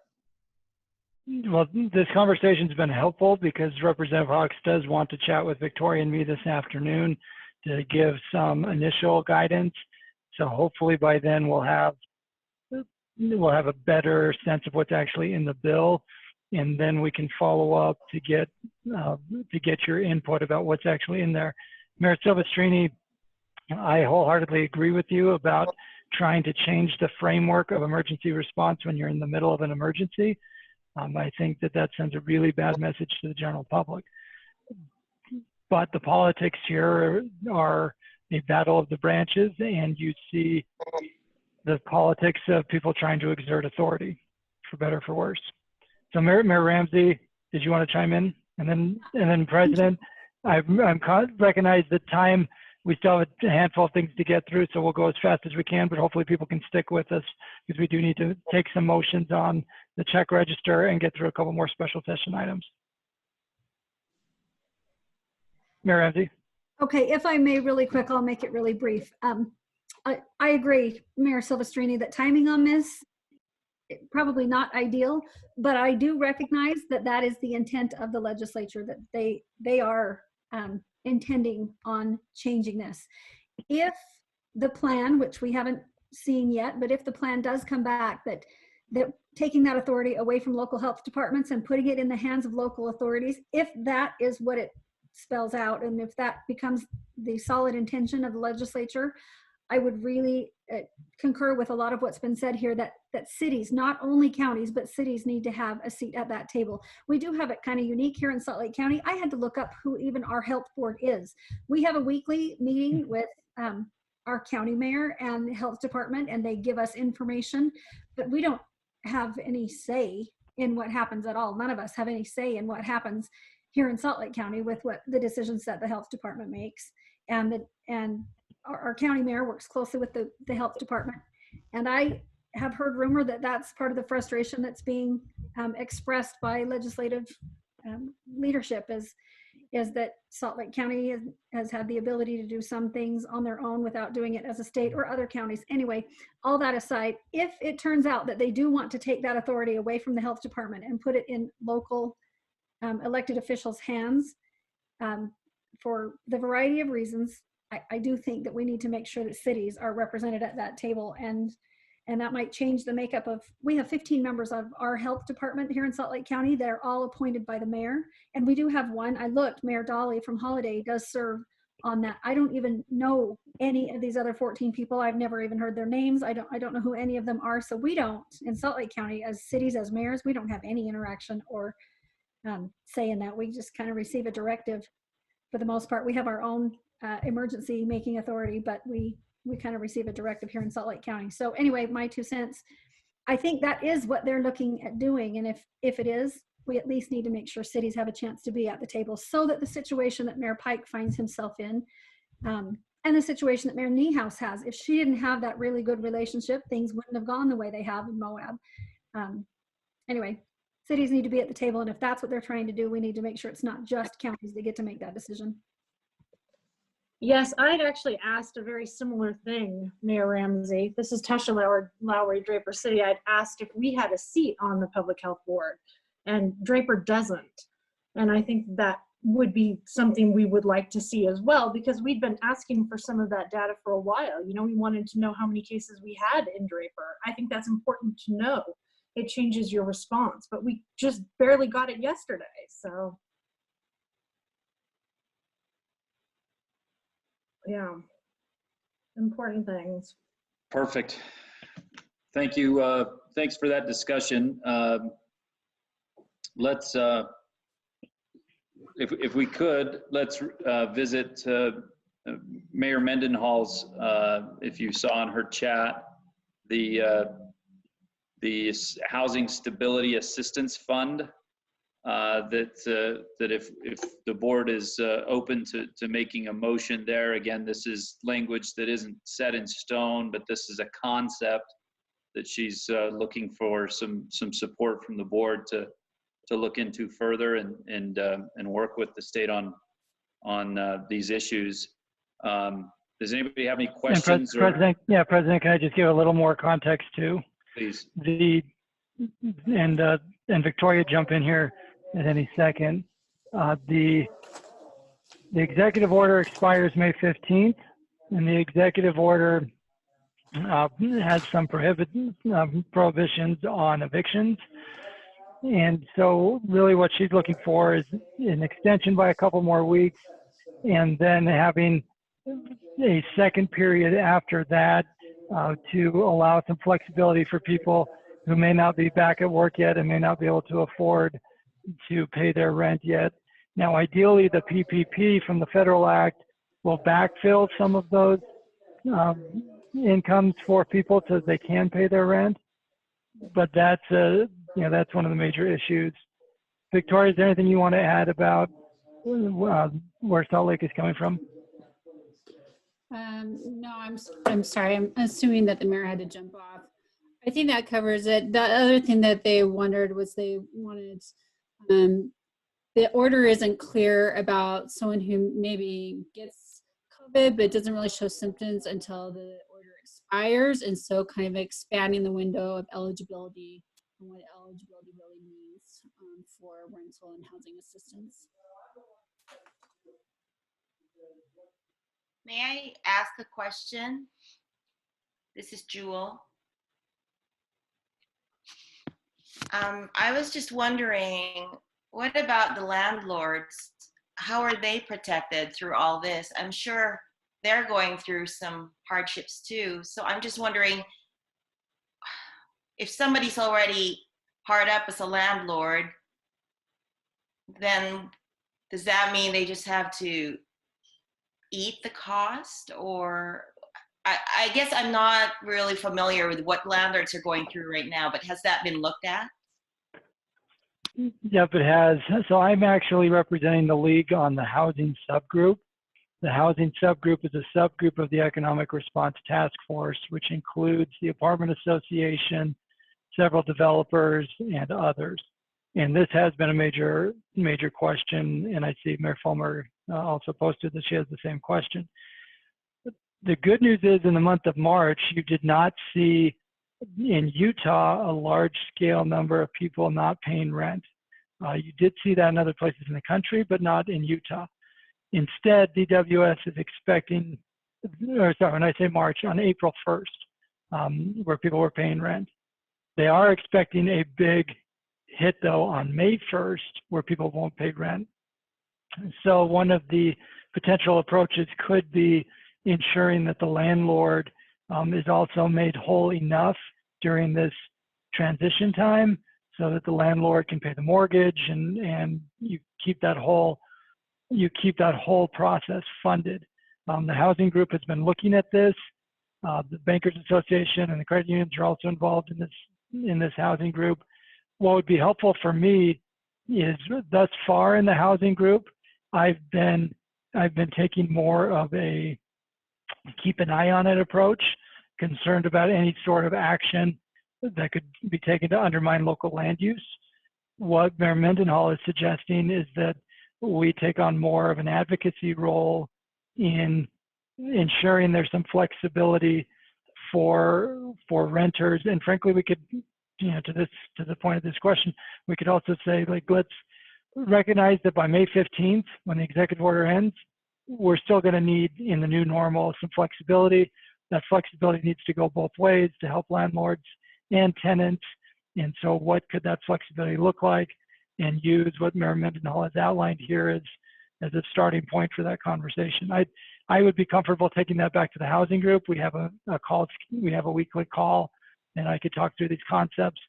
Victoria, do you know what the status is of the housing issues for the special session this week, or is it something for the next special session? I did not hear talk, and I'm sorry, I hear my microphone's fading now, and I don't know why, but I have not heard talk in the discussion today or in the other discussions we've had about a housing bill so far. That doesn't mean that they couldn't do one in the next round, but right now I'm not aware of a housing bill specifically, although let me check one thing really quick.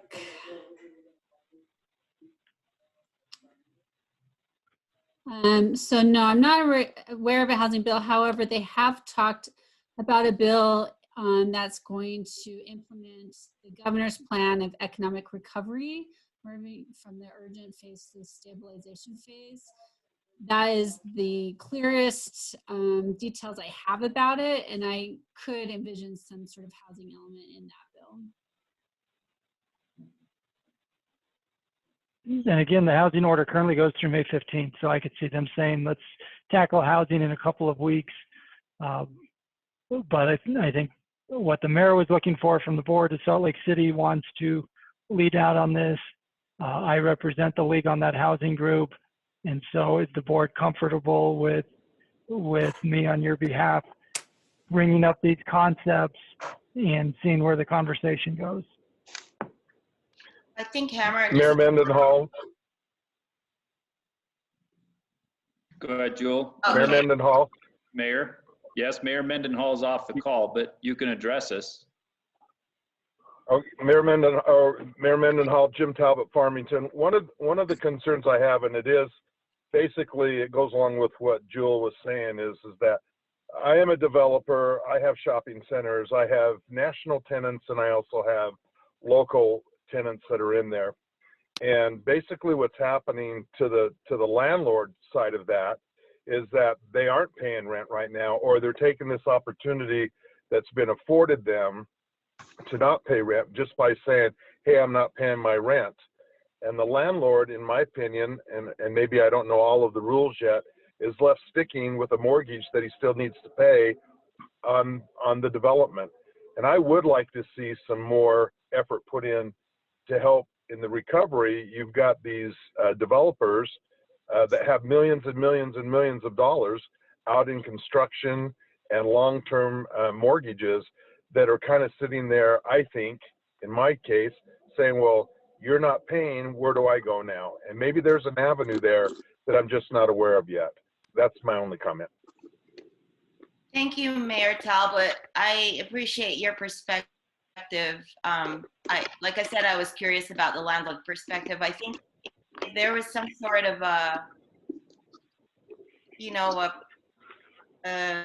even a consideration for them, then it would feel a little bit more balanced. As it is right now, it just feels like they're being left out of the equation. So I hope that's going to be considered, Cameron. Well, and I hope the language that we're reading from what Mayor Mendenhall is talking about is housing assistance and residential rental assistance that would get in those apartment owners' hands, right? In those developers' hands, that would pay the rent where somebody's not paying the rent. And obviously the devil's in the details of how effective that would be. But I think it's smart that if we don't see a current place where this all gets to be a pretty picture by mid-May, you are going to have some direction in extending this. And Cameron being on that land use side of it, we do want a seat at the table of how to advocate, not just be in a response scenario to it, but how to advocate for things, because I do think this money at least should get to your developers, your apartment owners. I think the commercial side needs to definitely be looked at as well on what we can do there. Mike, this is Gary again. Can I ask a question? You bet. Of Cameron. Cam, I think was your question, as I understood it, whether or not we should be advocating. It wasn't a seat at the table. I think Mayor Mendenhall's wondering, and I think you're looking for direction of whether or not we should be advocating for rental assistance or on behalf of the renters. Is that right? Yeah, that's right. With the caveat that what I could do in that housing group is be more aggressive at seeking assistance for the renters, which then in turn benefits the landlords and it keeps the whole operation going. Because right now, the executive order is pretty narrow, but the rollout of it was poorly done and essentially gave the impression that people didn't have to pay rent. The good news is that our numbers of people paying rent were higher than they anticipated on April 1st. The Apartment Association reported in our call last week that they were pleasantly surprised at the high amount of rent that was paid to all of their larger landlords. They were still gathering data about the smaller landlords, the mom and pop landlords. But everyone was concerned about what would happen in May. And the rental assistance executive order expires in mid-May. And so that creates just this weird spot of what happens to renters for half a year or half a month, what happens to the landlords for that period of time. And so Salt Lake has put together this approach, and I think it could be a really good starting place, with the caveat, as multiple people brought up, that we need to be thinking about that whole chain, renters, landlords, and everything that's happening in our cities.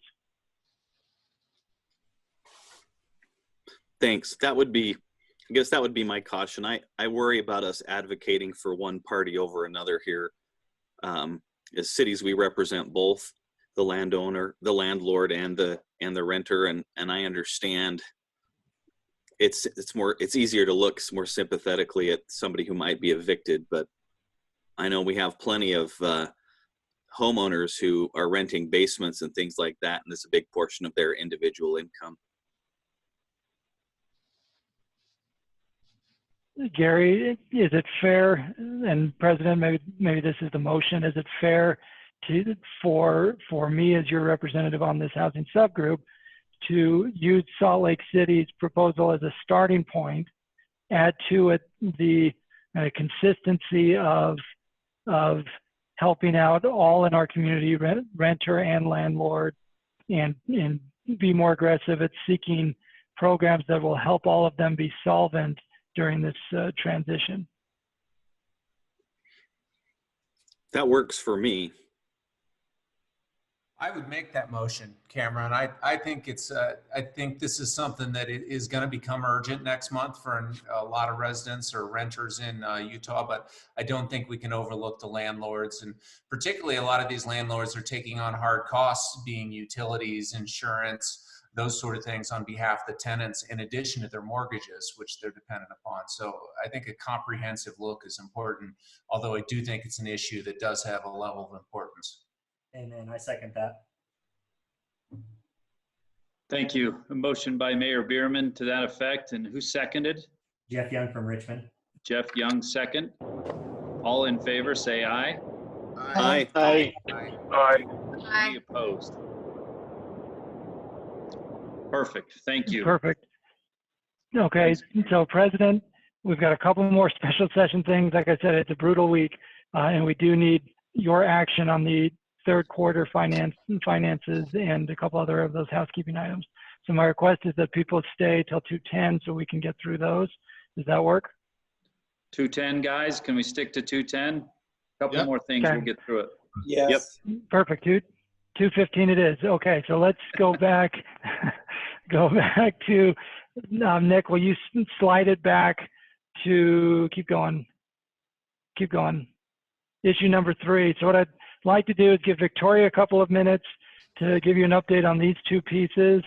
Then Wayne, give you a couple of minutes to give an update on the federal side and just a quick update on our survey and make sure we know the status of the survey.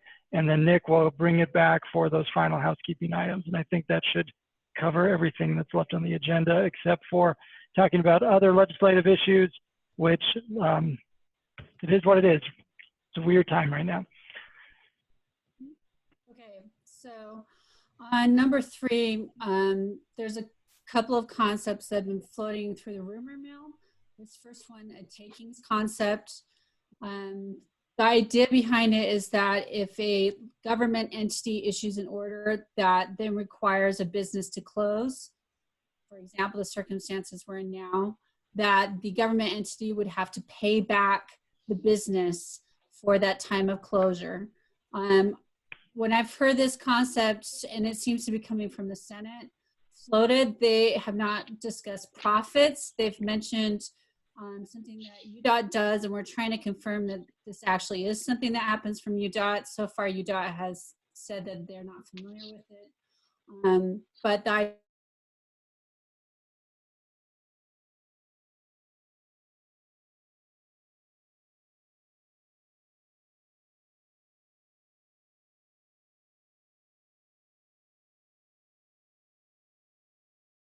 the second issue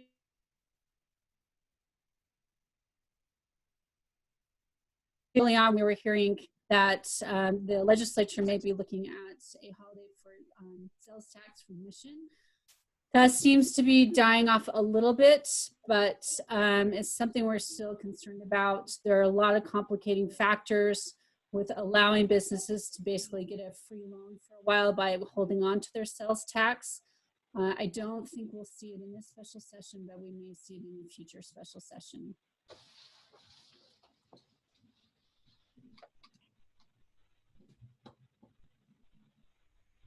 Any questions? And this is Cole, by the way. Hi, Cole. Yeah.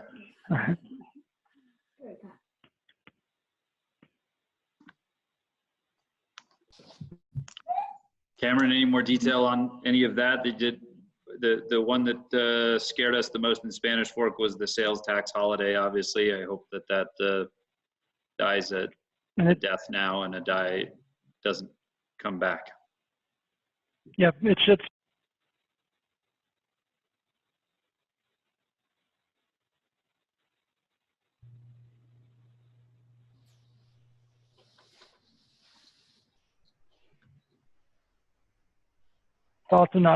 it's also not urgent for them at this time. We lost your audio there for take a on, second, Jim. If you want to just start over. We just lost your audio for a second. You lost my audio? Yes. You're good now. Okay. Okay. I don't think it'll come up this week. I think there's still a chance it comes up in a future special session. Cities should be very concerned about it. I was on a call with the state treasurer a few days ago, and he's been pushing back on it. Other sales tax entities like the counties and UTA have pushed back on it, but there are some in the business community that are pushing hard for it. So this is one to stay vigilant on, but we think we're out of the woods for this week. Ditto with the takings piece, as Victoria referenced.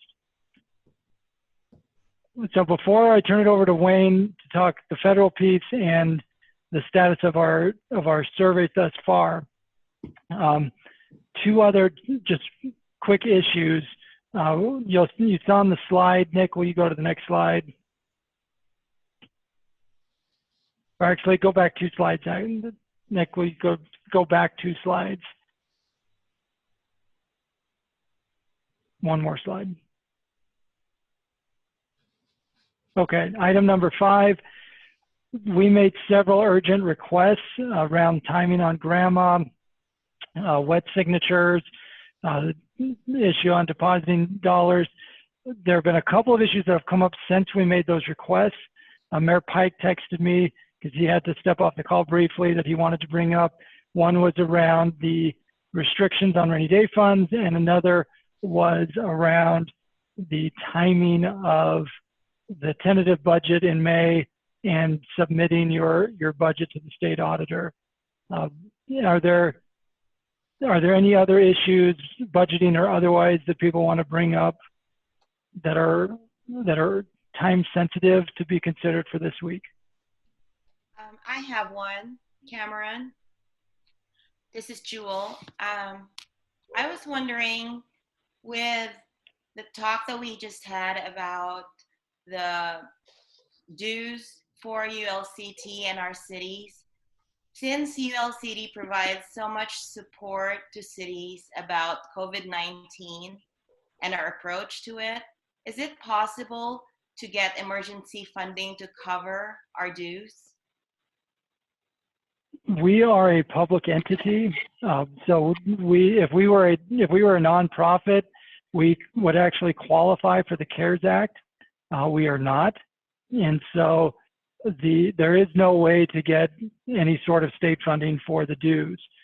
We are looking at trying to apply for some CARES money to offset the loss of mid-year. I don't think we'll be successful, but we are looking at those different ways to see if there's any way that we could qualify for a reimbursement. But it wouldn't be for dues; it'd have to be a reimbursement. Okay, thank you. I wish there was some way to cover it, because I think you really are doing us a service, all our municipalities. So.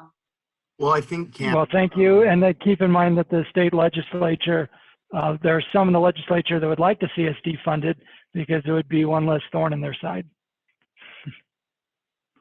Cam, I'd like to throw one out there and see if any other board members are hearing this from their business community. But I have quite a few businesses in Park City that have business interruption insurance, but are being denied claims because COVID isn't a covered peril. And they are asking for some help from the state on that in terms of, I guess, the state can influence those definitions. Is that anything the rest of you are hearing and feel like it ought to be addressed?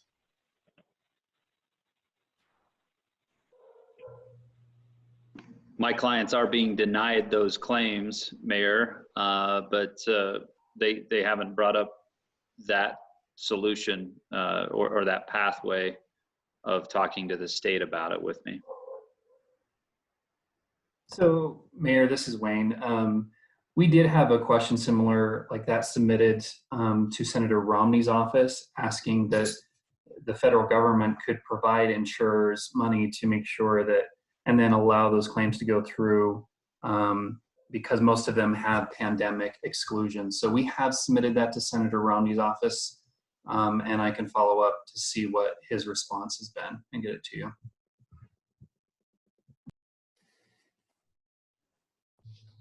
Okay.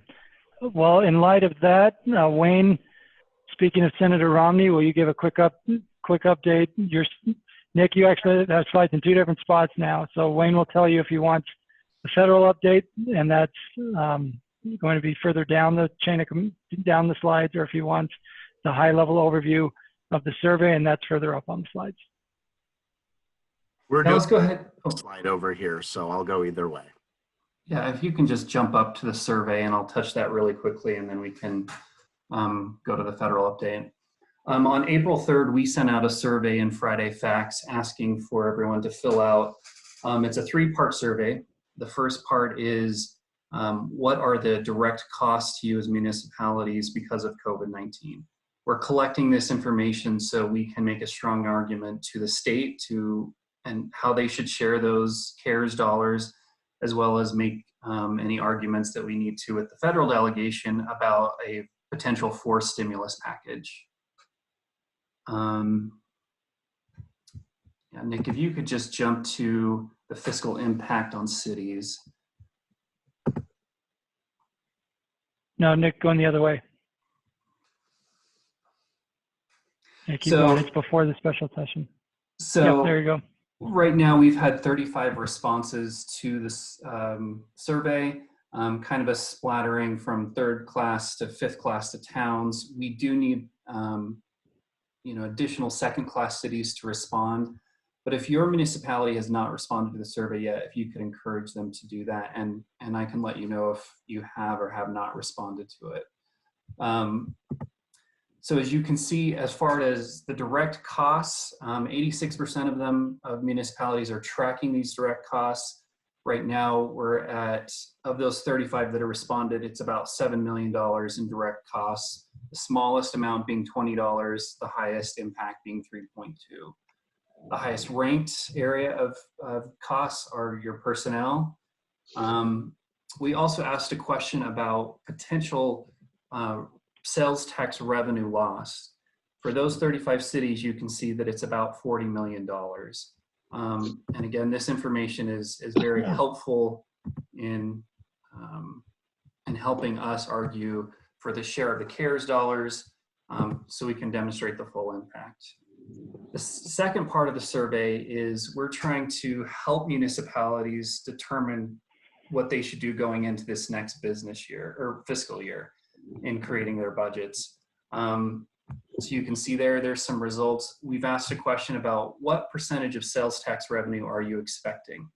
And you can see that about 31% are expecting a 26% or higher drop. And then you can see the other numbers there. What we're hoping to have is a high enough response rate so we can segment that into, if you're a resort community, this is the kind of revenue drop everyone's anticipating. If you're a town or if you're a economic hub, we want to be able to give better direction on kind of what sales tax revenue reductions you should be looking at. And then we ask questions about how you're going to balance your budgets. You can see some are using reserve funds and delaying expenditures. That's the most commonly selected response. And then you can see that 38% of respondents are considering reducing staff. Yes, we have had a response from South Jordan, Mayor Ramsey. So that leads us into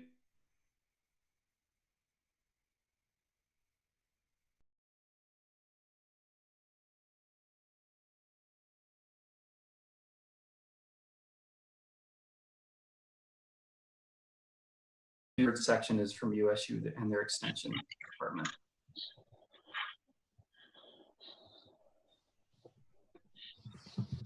Okay, if there are no questions, in your packet, you did receive a letter from that we've drafted that would go to the federal congressional delegation. So I talked to Senator Romney's office last week. They tried to put $250 billion more into the PPP program. So, and the House rejected that because they want to do a fourth stimulus that includes additional funding for the PPP program, but as well as provide funding to local governments that have populations less of $500,000. There is a bill in the House, HR 6467, that provides $250 billion in direct funding to municipalities with less than 500 residents. So everyone that was left out in the last stimulus. So we are recommending that the board or the executive board send this letter to our federal delegation asking them to support this funding to municipalities less than 500,000.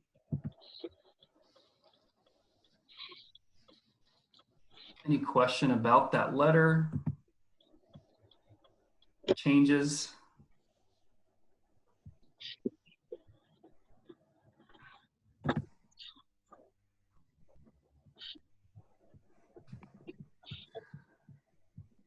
Well, Cam, I don't know if we need a motion for the executive board could choose to just send the letter, or we could have individual cities send these letters as well. President, I think we do like we did before with the CARES Act and have a letter coming from the officers. So we'll circulate that letter. We wanted to make sure people were comfortable with the league supporting a fourth stimulus in concept based on what Wayne just described. Agreed. I think a motion to circulate. So would we need to circulate that letter and then send it off, or are we looking for a motion to? So we'd send it from the officers, and then we'll send that out to the members. And if you wanted to send it from your individual cities, you still could. So it would come from the officers on behalf of the league. Watch for that letter. So yeah, we could, if you want a motion, great. If not, we'll just proceed with it. I don't think we need a motion. I think we proceed with what this is. This is obviously us making sure we have a say, trying to get a say at the money that's coming to the state and getting it to the places that actually need it. Okay. Totally agree. This is Mayor Talbot. I would just suggest, rather than waiting to hear back if we need to send it to the municipalities, let's just automatically send it to them. Yeah, well, it'll once it's finalized, it'll go in the daily email either today or tomorrow. Okay, thank you.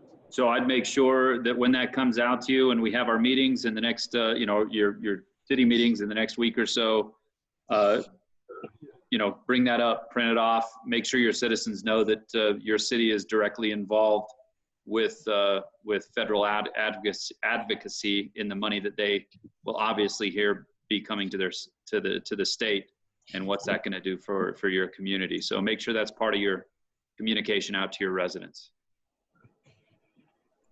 And then, President, the last thing about the CARES Act is we are expecting the Treasury Department guidance this week.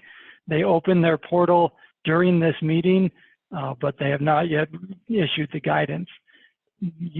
Local governments could receive up to $562 million combined in the state of Utah. Half of that, because of the definition of local government, will go to Salt Lake and Utah counties only. Now, it is unclear whether they can share that money with cities within the counties. The remaining half would be distributed amongst the other cities and counties. We've had multiple conversations with leadership and the governor's office, all of whom thus far have been very collaborative in wanting to share money with locals. That's not the case in other states. So far, so good. But let's see what happens when that guidance arrives from the Treasury Department this week. Perfect. Thank you. So with that being said, we're already 5 minutes over, but we do have 3 votes we need. We need a vote around boards and commissions. We have a vote around the check register and a vote around Q3. If the board wants more time about either the financial pieces, we could always save that for a future meeting, or we could do all 3 of them right now. Let's hammer through them. We'll start with 6 because Mayor Caldwell told me he's reviewed the Q3 check register and was ready to make a motion. Motion to approve the Q3 check register. Second by Jewel. Motion by Mayor Caldwell, second by Jewel for the Q3 register. All in favor say aye. Aye. Aye. Any opposed? Perfect. 6 is done. Let's see. Cameron, did you need the approval of the Q3 financial report as well, along with the register? Yep, Nick provided a memo about the Q3 report, and this is where you start to see mid-year. Nick, do you want to take 1 minute and just give people the main highlights? Yeah, thanks, Cam. So the main thing I want to bring your attention to on the Q3 report is kind of how we've shifted around placement. It's more of a structural change. We've grouped expenditures and revenue differently. None of the actual accounts have changed. And then we've added a column with projections. These are early projections that we have around revenue, and then also our personnel expenditures that we will, the board approved additional FTE in October, and we're bringing you a budget amendment in May to get that on board here. So we have those projections in there now. We'll provide additional projections on expenses that you'll see that how that column doesn't continue. But this is kind of us preparing for gearing up for a slim budget for next year. You've approved the dues now. We have somewhere to go for, but you can see how we'll kind of use this structure to put that budget together for you. It sounds weird to say, but we're looking in really good shape. You can see at the bottom there, we're over $500,000 revenue over expenditures right now. As we look, the outlook for Q4 obviously will be a little different. We don't expect much revenue in Q4. What revenue we do expect, we know is canceled from mid-year. So if you look at our revenue projections at the beginning, this has all of the refunds for mid-year and the expenses that we will not have in this entire document. So this is our current fiscal situation going into Q4. Other than that, there also, if there are a couple of anomalies in here where we're over budget on particular line items, I've addressed those in the memo. They're not particularly concerning. But if you have any questions, we'll have more for you in this route at the next meeting. Thanks, Nick. Appreciated the detail there on the memo side of it. I would entertain a motion if no one has any questions for the fiscal year 2020 Q3 financial report to accept it. Motion to approve. Thank you, Mayor Talbot and Mayor Bierman with the second. All in favor, say aye. Aye. Aye. Aye. Perfect. Thank you. Number 4, Cam, the last thing, board commission reports and appointments. Yep, we have one appointment. So Abby, 30 seconds, ready to go. Okay, so the one we're going to go over, I think the board packet says that it is the Outdoor Adventure Commission, but it is actually for the Indigenous Defense Commission. Ryan Luce of South Jordan previously was on that commission, and we would like for him to renew his appointment. If you're ready, Mr. Chairman, I'll make a motion to approve that. I'm ready. I missed the name, but I know it's in the minutes or in the memo of it. Okay. I'll second. Mayor Pike with the motion and Mayor Ramsey with the second. All in favor, say aye. Aye. Aye. Aye. Perfect. Okay, Cam. Okay, last thing is we've been meeting with the officers in between board meetings to keep them appraised. We'll continue to do that. President, the question is, does the board want to meet in a couple of weeks because the directive will be coming to an end, and to keep strategizing next steps on special sessions?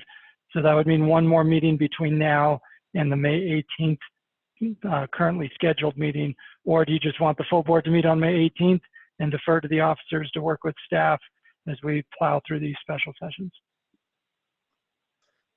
I think, oh, go ahead.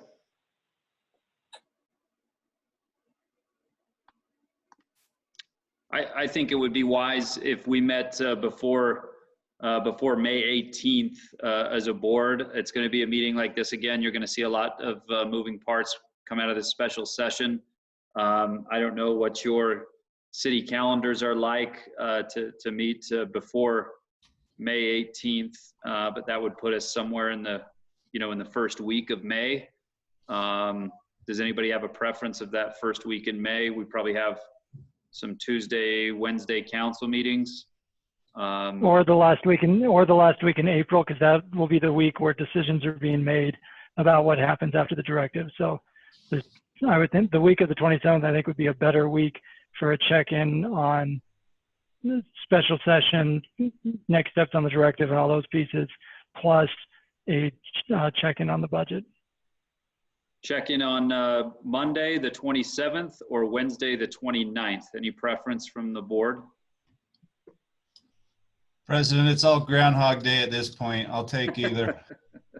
29th would work better for me, but I could probably make the other work if I had to. Let's shoot for the 29th. We'll see if anybody knows the difference between a Monday and a Wednesday by then. Good point.